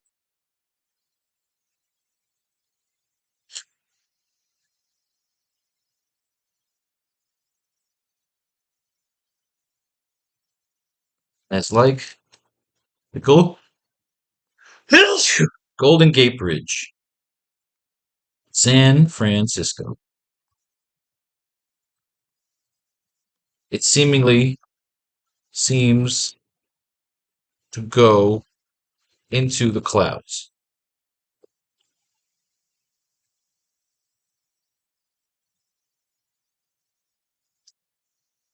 His poems, okay, page 10. We're pretty much almost done here. Panel 10. Panel 2. We still need dialogue here. We do some narration.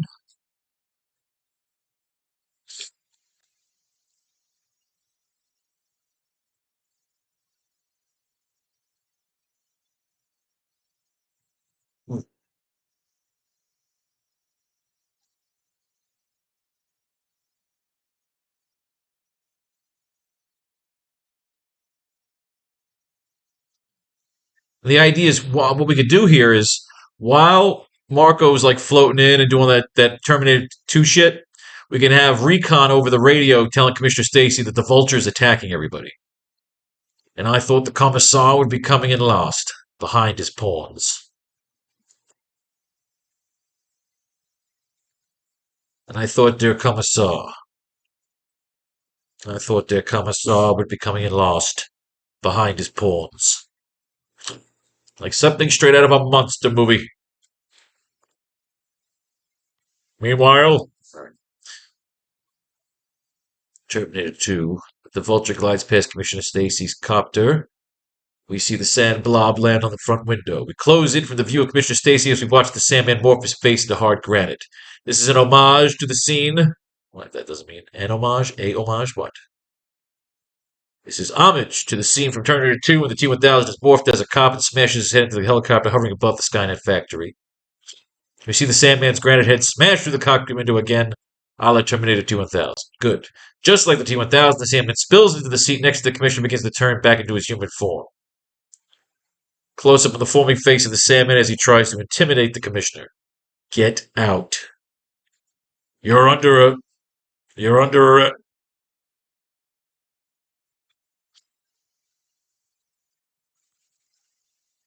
You're under a. See the Sandman's arm.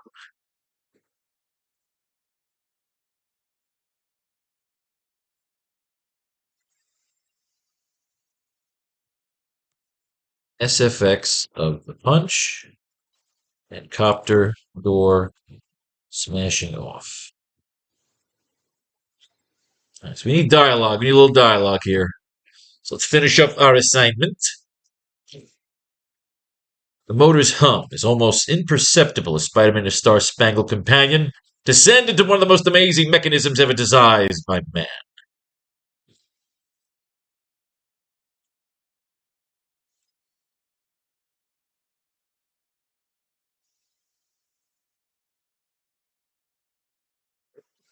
Spider-Man fucks these guys up. Give me a bullseye, no chance. They try to arrest Spider-Man. Shield, I love it, see? As I'm thinking about bringing in Nick Fury to my story, he comes into the comic books. Huh. As for you, Wallcrawler, it may not be no hassle taking out a Raw Shield rookie, but anytime you want to play big time, you just let Nick Fury know. I got no quarrel with you, Fury. I just like being pushed into corners. Apology accepted, Web Slinger. Now, Captain, you're gonna have a palaver. If you can keep that chip off your shoulder for a minute, I wouldn't mind having you along. So Spider-Man's being brought in on a mission. The guided missile telemetry system. That's why we put you on alert when we got word AIM was planning to snatch it. Cape Kennedy. AIM was launching simultaneous attacks to grab the other two. We blew it in the Midwest. As a precaution, we did little homing devices on each of them things. Gizmo's pinpointed. Wait a minute. What's this you and the web slinger jazz? I'm never volunteering for anything. Of course, if you're chicken. Flushing Meadow Park, the borough of Queens, beneath the austere exterior of the old Silence Pavilion, left over from the World's Fair, lurks one of the many headquarters of the organization known as AIM. Oh, this is the great gargoyles there to steal some missile telemetry system. I shall have my revenge against the world. I will not forget how he tricked me when we last met, deceived me into turning a simple hatchet block of stone, this imprisoning me in a great granite missile, while that accursed Avenger and his companion, the Falcon, made good on their escape. Ooh, shields with a hot blonde. Hey, Nick Fury. All right, what do we got? And launched the missile spaceward. With my stealth still inside, they launched him into fucking space. I like that. The preceding flashback has been brought to you through the courtesy of Captain America number 142. I like that. See, this is their way of connecting the universes. Plus, now I have to read all the way up to fucking Captain America 142.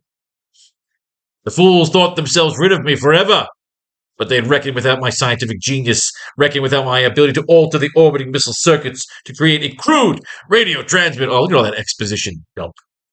I mean, show it. At least they would show how, like, Doctor Doom would fucking escape. Precisely the correct angle. AIM, you can always bring in as bad guys. Grey Guard with AIM, who would control those jealous skies and the miserable planet whirling below. So here comes Captain America to fuck some shit up. He's gonna team Spider-Man. I'm a big boy. I can take care of myself. Shit, my web turned to stone when I shoot at him. Don't let this asshole touch you. They're like the stone men. Kicked him into a quick. Live wires flying around everywhere. Gotta get him to safety. We got a nice little brawl going on here. Oh shit, Spider-Man's granite.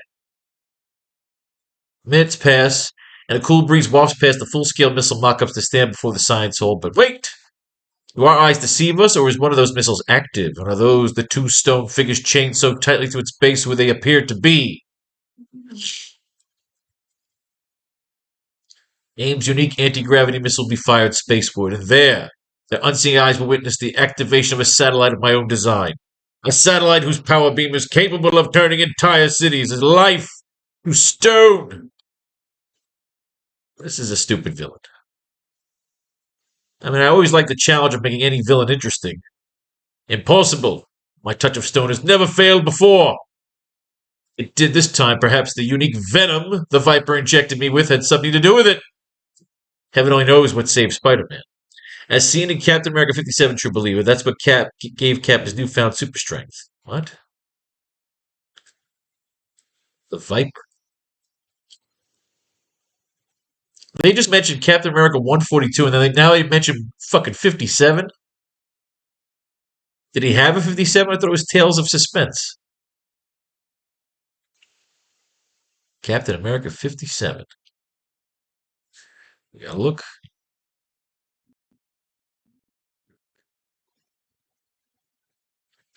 Still 50.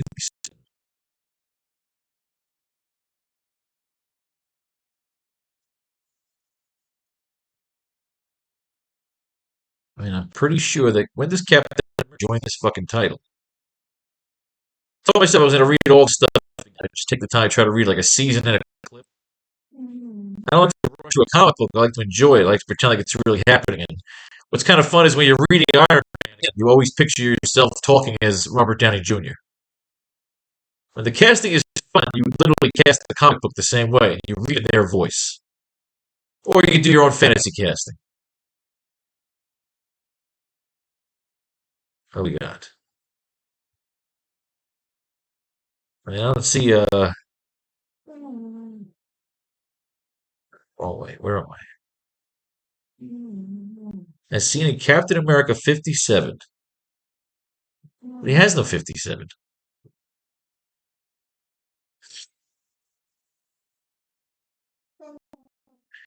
Captain comes in at 58. I guess they bring back Kane at 57.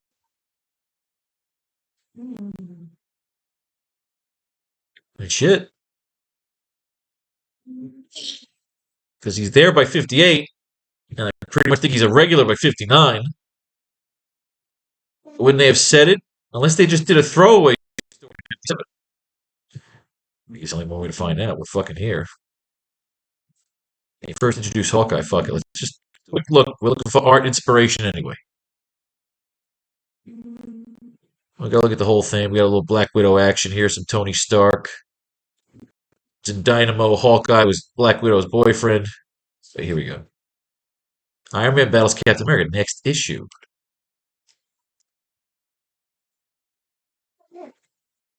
So they do like an origin of Captain America here.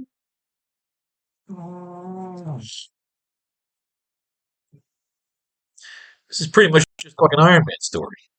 The Watcher, the fucking stupid Watcher.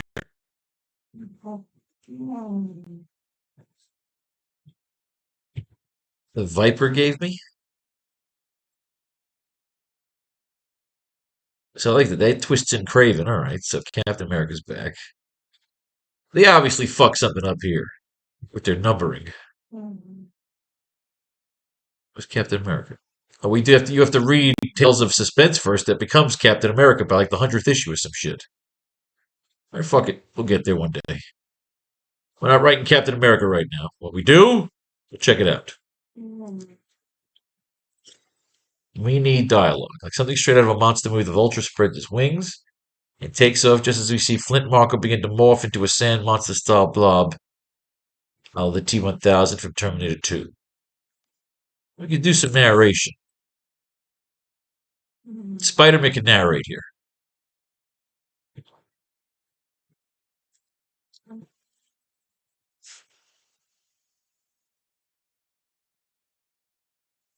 I arrived just in time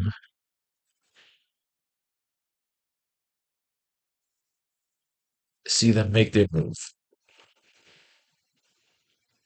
While I know the commissioner to be as stubborn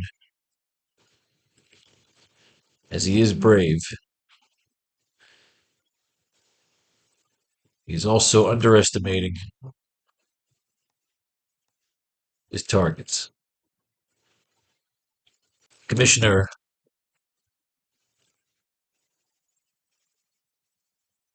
is a purist.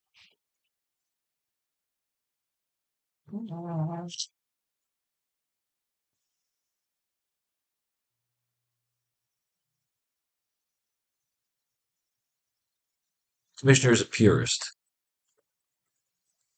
Still believes he can relate to even the worst kind of criminal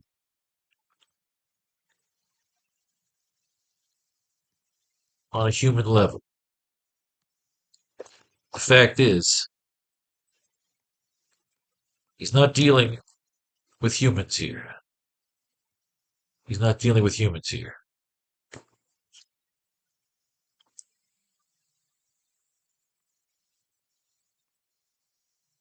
He's dancing with He's dueling with monsters.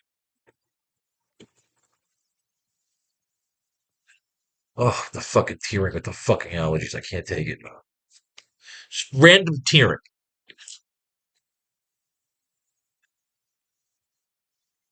Like the fucking bad guy in fucking Casino Royale. But the fact is, he's not dealing with humans here. He's dueling with monsters. I like that. I like that fucking line. As the vulture glides past Commissioner Stacy's copter, we see the sand blob land on the front window. Close in on the view. All right, so we need dialogue here for 1, 2, 3, 4. We got lines in on 6. Let's see what we got here. Do some exposition here, but what? We need some inspiration. Let's finish this issue. Still don't have the puzzle to answer. Got to get the gargoyle away from the control panel or else. The Star Spangled Fool, the chain around my ankle, stop the pity's countdown. Holy shit. That motherfucker's chained to a rocket. Its savage roar drowning out the screams of a rough-hewn gray figure who vanishes with it into the void. The gargoyle's gone. Victim of the fate he intended for us, and it could have happened to a nicer guy. Wow, they just let that fucking dude shoot into space. Alright, that was pretty cool. Well, Cap, it's getting late, and even a spider needs his rest. Keep your shield shiny, hero. I'll see you around. Next, the Savage Submariner.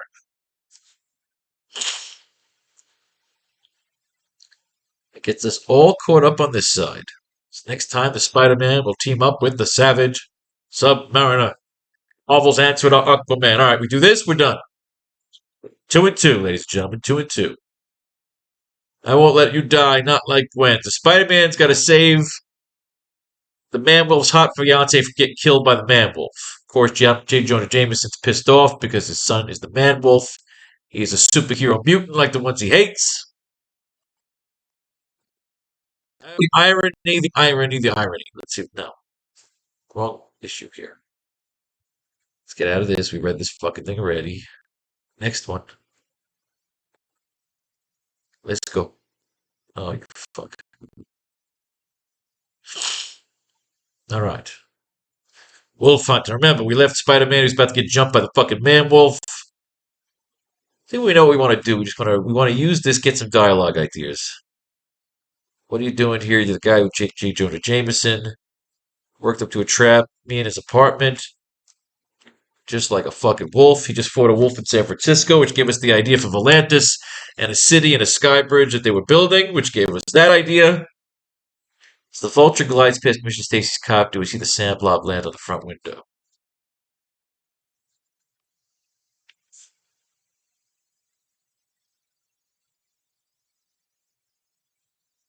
We hear the wolf over the mic there.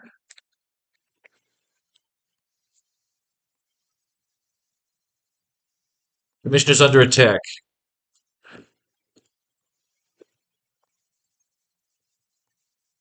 First and second waves advance.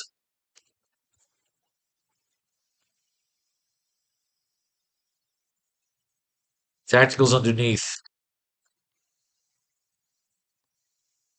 What do you see? Tacticals.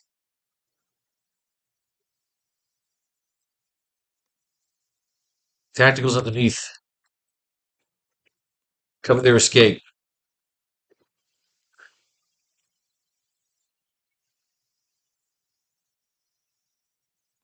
What the hell is that? What the hell is that thing?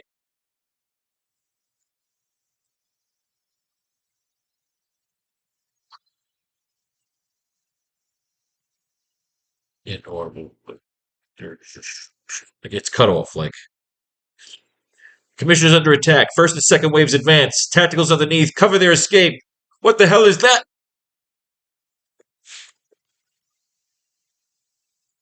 We close in on the view of Commissioner Stacy as we watch the Sandman morph his face into hard granite. This is homage to the scene from Terminator 2 where the T-1000 is morphed as a cop and smashes his head into the helicopter hovering above the Skynet factory.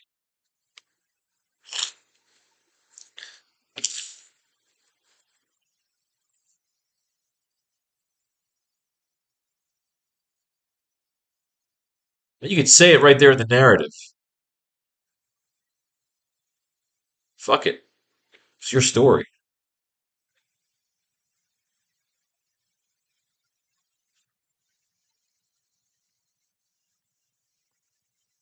I always believed that if one were to be able to use Flint Marko as a villain in a Spider-Man story, I always believed that if one would able, I always believed that if one were able would be able to use Flint Marko as a villain in a Spider-Man story, it would most certainly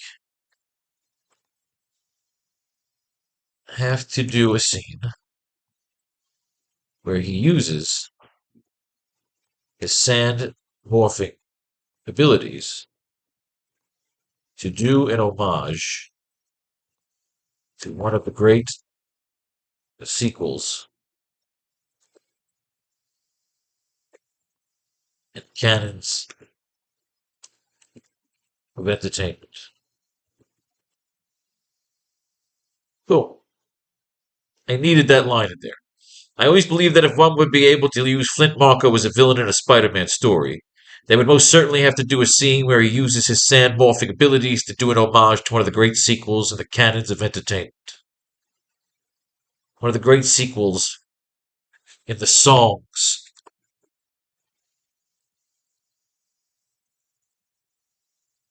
of entertainment lore, of leisurely lore. Oh, I love that. I always believed that if one would be able to use Flint Marko as a villain in a Spider-Man story, they would most certainly have to do a scene where he uses his sand morphing abilities to do an homage to one of the great sequels in the songs of legendary lore. Oh, God. I love writing comic books. I love writing fucking comic books sometimes. I need two more. Doesn't mean anything anymore. Even the idea of a good, clean fight. So he's gonna just try to do a Frankenstein or Hurricanrana to this fucking wolf's head. Wendy's dead. He's pissed off, not in terms of survival. Soured morose hero chances. He sees the orb, the pendant. I've seen it wherever I've seen it before. I've seen it on stupid ass John Jameson. So he punches the fucking wolf in the head again. He says, "Listen, you prick wolf. Didn't think it was all that bad, but I guess I was wrong after all. Why do you do these things to yourself, Parker? Why? Why? Why?" So now he's left. He's pissed off. He doesn't have Gwen. He's very depressed during this particular run, and he should be, you know? Harry's kind of ditched out on him, too. On top of everything else, I'm going to be anemic.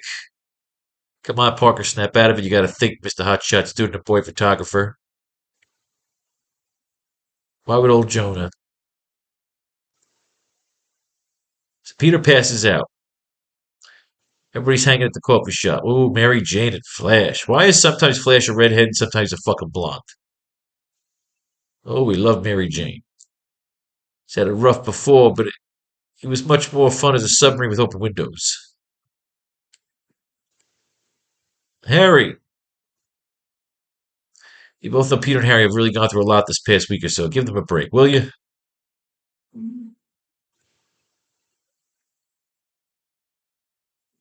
And do you, Mary Jane? Fat chance. I don't need your false sympathy. Go shovel it on Parker. Oh, she's jealous. Beginning of a nightmare, but then I don't have much choice. Oh, Jameson. Sees his son passed out as the fucking man wolf. Let me help you, son, you prick. Started 6 months ago at Cape Kennedy with the takeoff of a special unscheduled moon flight. One that received no publicity because official. You know what's funny? Okay, that fucking team up issue we just read. Didn't the showdown between Captain America, Greg Gargoyle, and Spider-Man took place at Cape Kennedy? Oh, I kind of like that. These stupid little things you discover when you read about the fucking Spider-Man universe. He found something on the moon's surface. An orb. I decided to wear it as a charm bracelet. It attached itself to my neck. I didn't think much of it first, but pretty soon I was turning into a werewolf and jerking off all over the fucking place. I, John Jameson, am the man wolf. That's what the name they came up with. He almost killed his fiancee, but she still loves him. Spider-Man's got to go leap out the fucking window and go fuck some shit up. I mean, I'm definitely down with a moon pendant as like a MacGuffin in the storyline.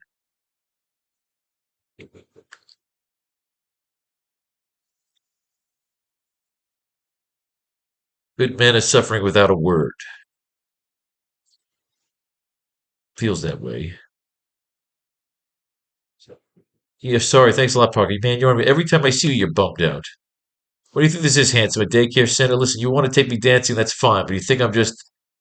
You're really out of it, aren't you? Out, Tiger. Call me when you're more cheery. Then chill it, dig? He should bang this chick. Uh-oh, I'm the man wolf again. Oh, God. It's like the Hulk. Every fucking story's the same. Always gonna fuck this junkie up. This junkie's dead. Did he kill the junkie? Oh, yeah, they just killed that junkie, dude. I gotta see that. They actually killed him. They said, fuck it, it's a junkie. Throw him away. You fucking kill him. Then as the looping figure swings over the roof edge and drops to the alley below, he lands in the midst of a pathetic tableau, unfortunately not unfamiliar to the streets of New York. Fucking drug addict, dude. Fuck that dude up. Before the man wolf can complete his attack in the manner of the beast he's become. I'll complete. Oh, you fucking pussies. Should have killed the junkie.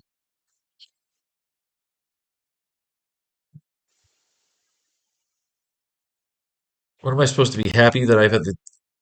People are kind of giving him shit. But he's got a right to be sad.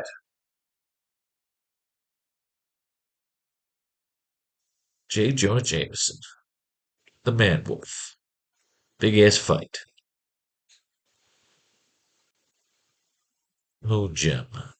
Christine Saunders. I mean, we never really see this bitch again. I think John Jameson just kind of dumps her, or she dumps him after him. He's the fucking man wolf.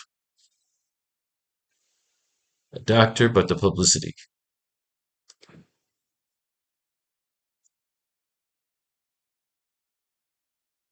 I like that. Save it for the papers, Jonah. Save it for tomorrow. Finally gives him a nice fuck you. Jameson didn't call the cops because he was afraid of the publicity. Answer her, Jameson. Tell her everything's real swell. Maybe someday you'll begin to believe it yourself. Spider-Man, wait, I save it for the papers, Jonah. Save it for tomorrow. Here we go. 126. Jesus fucking Christ. Really? The fucking kangaroo? This fucking throwaway villain? We should throw him in here and just beat the shit out of him. There's no fucking reason. Let's get these last two lines out. Let me put these notes at the end of the notes. Possible inclusion of the moon gem that creates Man Wolf in this story as a MacGuffin or plot device. It's in the notes. It's in the notes. We need two more pages of dialogue here. Two more lines, I mean. We see the Sandman's grand arts of leisurely lore. Smash through the cockpit window again, all of the T-1000.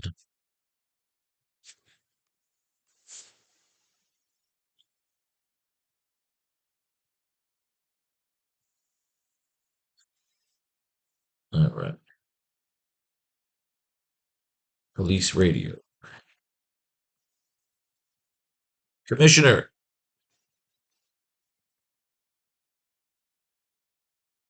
Commissioner, can you hear us?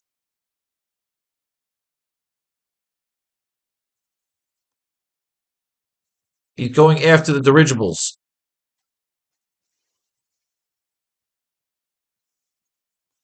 We have to open fire. Open fire. Shh, cut off.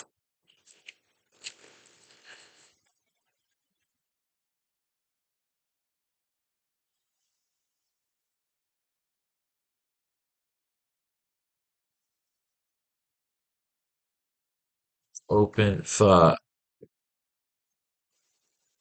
Trying to like signify police radio getting cut off.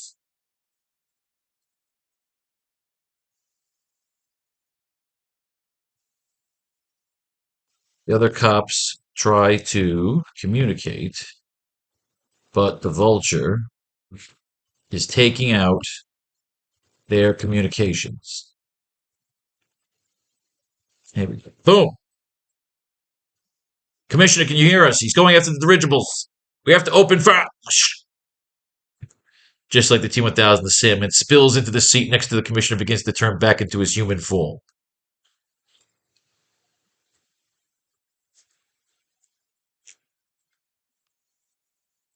SFX of gunfire and dirigibles being deflated. All from around the outside of the now exposed cockpit. So we put in SFX in there because we cut off the communications. So now you can put a Spider-Man line in there. Or you can just go for effect that you're doing the homage here.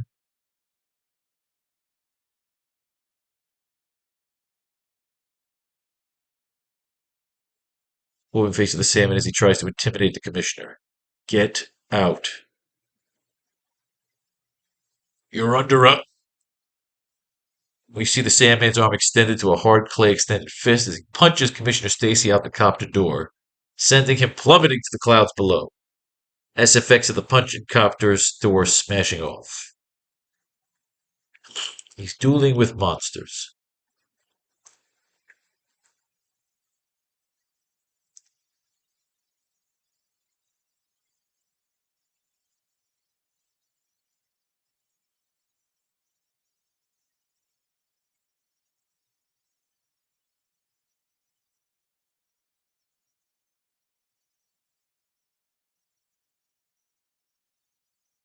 See, they should beat Spider-Man up and have a chance to kill him. But they leave him with a message for the commissioner. Or they crash the commissioner's. We got to get a message to the commissioner about what their ransom is. But do we have it in here? They're demanding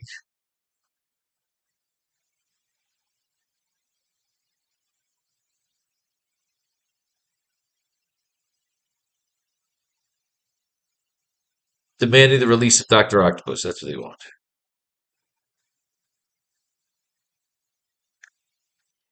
You're under a. He knocks him out of the thing.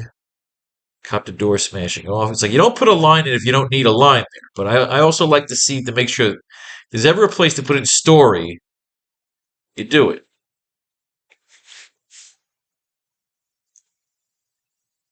We have to open fire.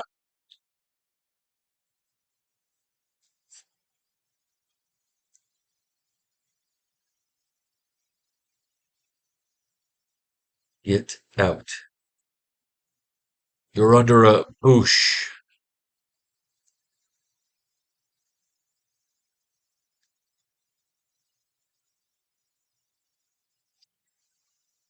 Flashing off.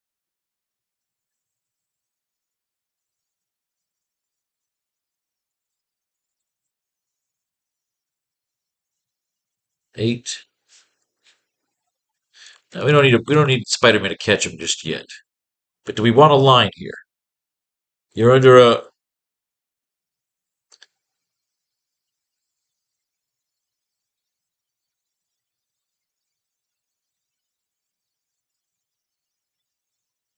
Commissioner. Can I have Spider-Man say something here about the commissioner?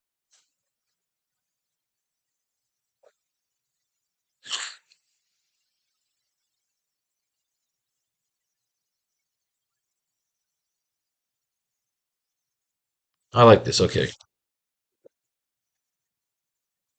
Because we can allude to the idea that we're killing Commissioner Stacy.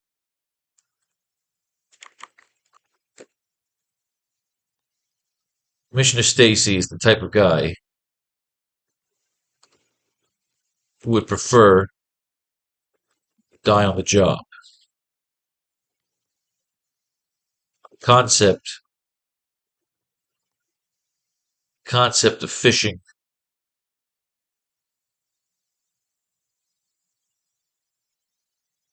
Concept of fishing and farming just didn't sit. Concept of fishing and farming just didn't sit with the aging warhorse.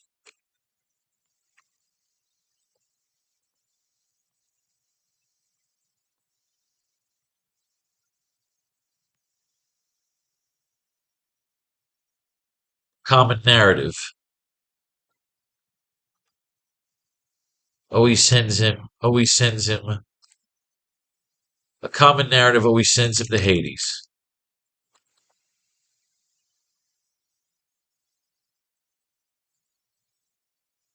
Not to Hades. He'd go to hell.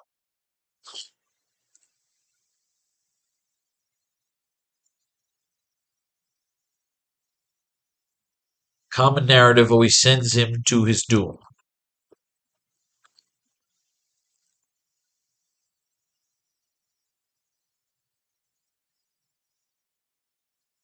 With his false serving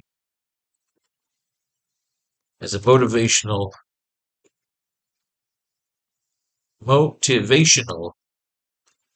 pivot. A common narrative always sends him to his doom, with his false serving as a motivational pivot for my character development. So we're doing some Deadpool shit here.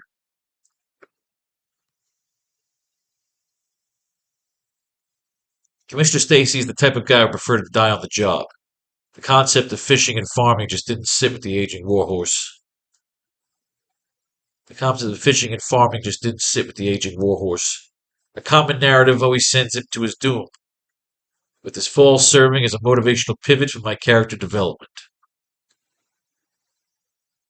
So the idea is Spider-Man is going to swing in. Spider-Man swings in and saves Commissioner Stacy, making a joke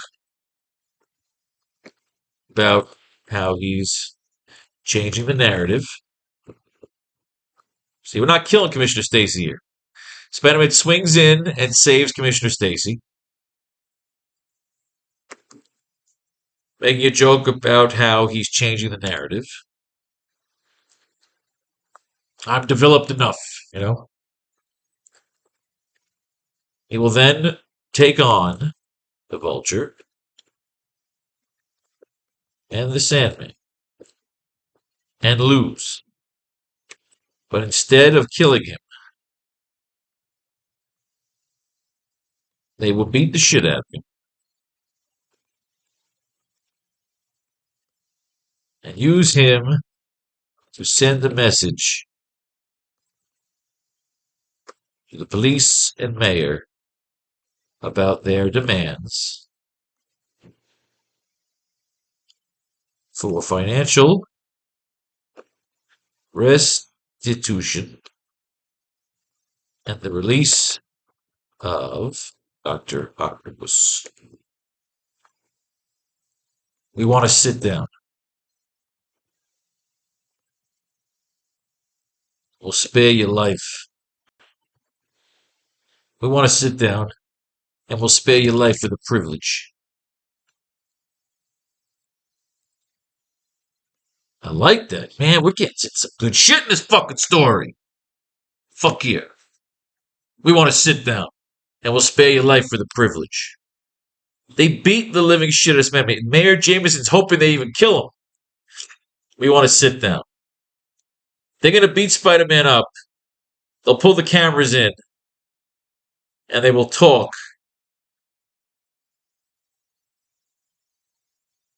I mean, they will list their demands. That's what we'll have here. By the end of the first half, these next 2 pages that we'll do in the next lesson, Spider-Man's got to take a beating. And then he's got to go. They got to do the fucking sit down, the rants and the demands. Spider-Man's got to come back for one more fight and then nearly get killed. They let him get away the first one on a courtesy because they're using him to send a message. All right, that's our class, ladies and gentlemen. Page 9 and 10 today. Fuck yeah, I love it. We do this shit. I don't care how long it fucking takes. We go into the fucking page. Sounds good, feels good, looks good, tells a goddamn story. All right, kids, we got to make it harder for Spider-Man. He's got to team up with his worst enemy. He's got to take out the fucking bad guy, save the city. What are they after? What's everybody after? Power, money, women, peace, love, and war. And always remember, brought to you Buy the new Faro's Lounge Kickstarter. Oh, I'm so close to my goal right there. A mere $231 away. Let's do it.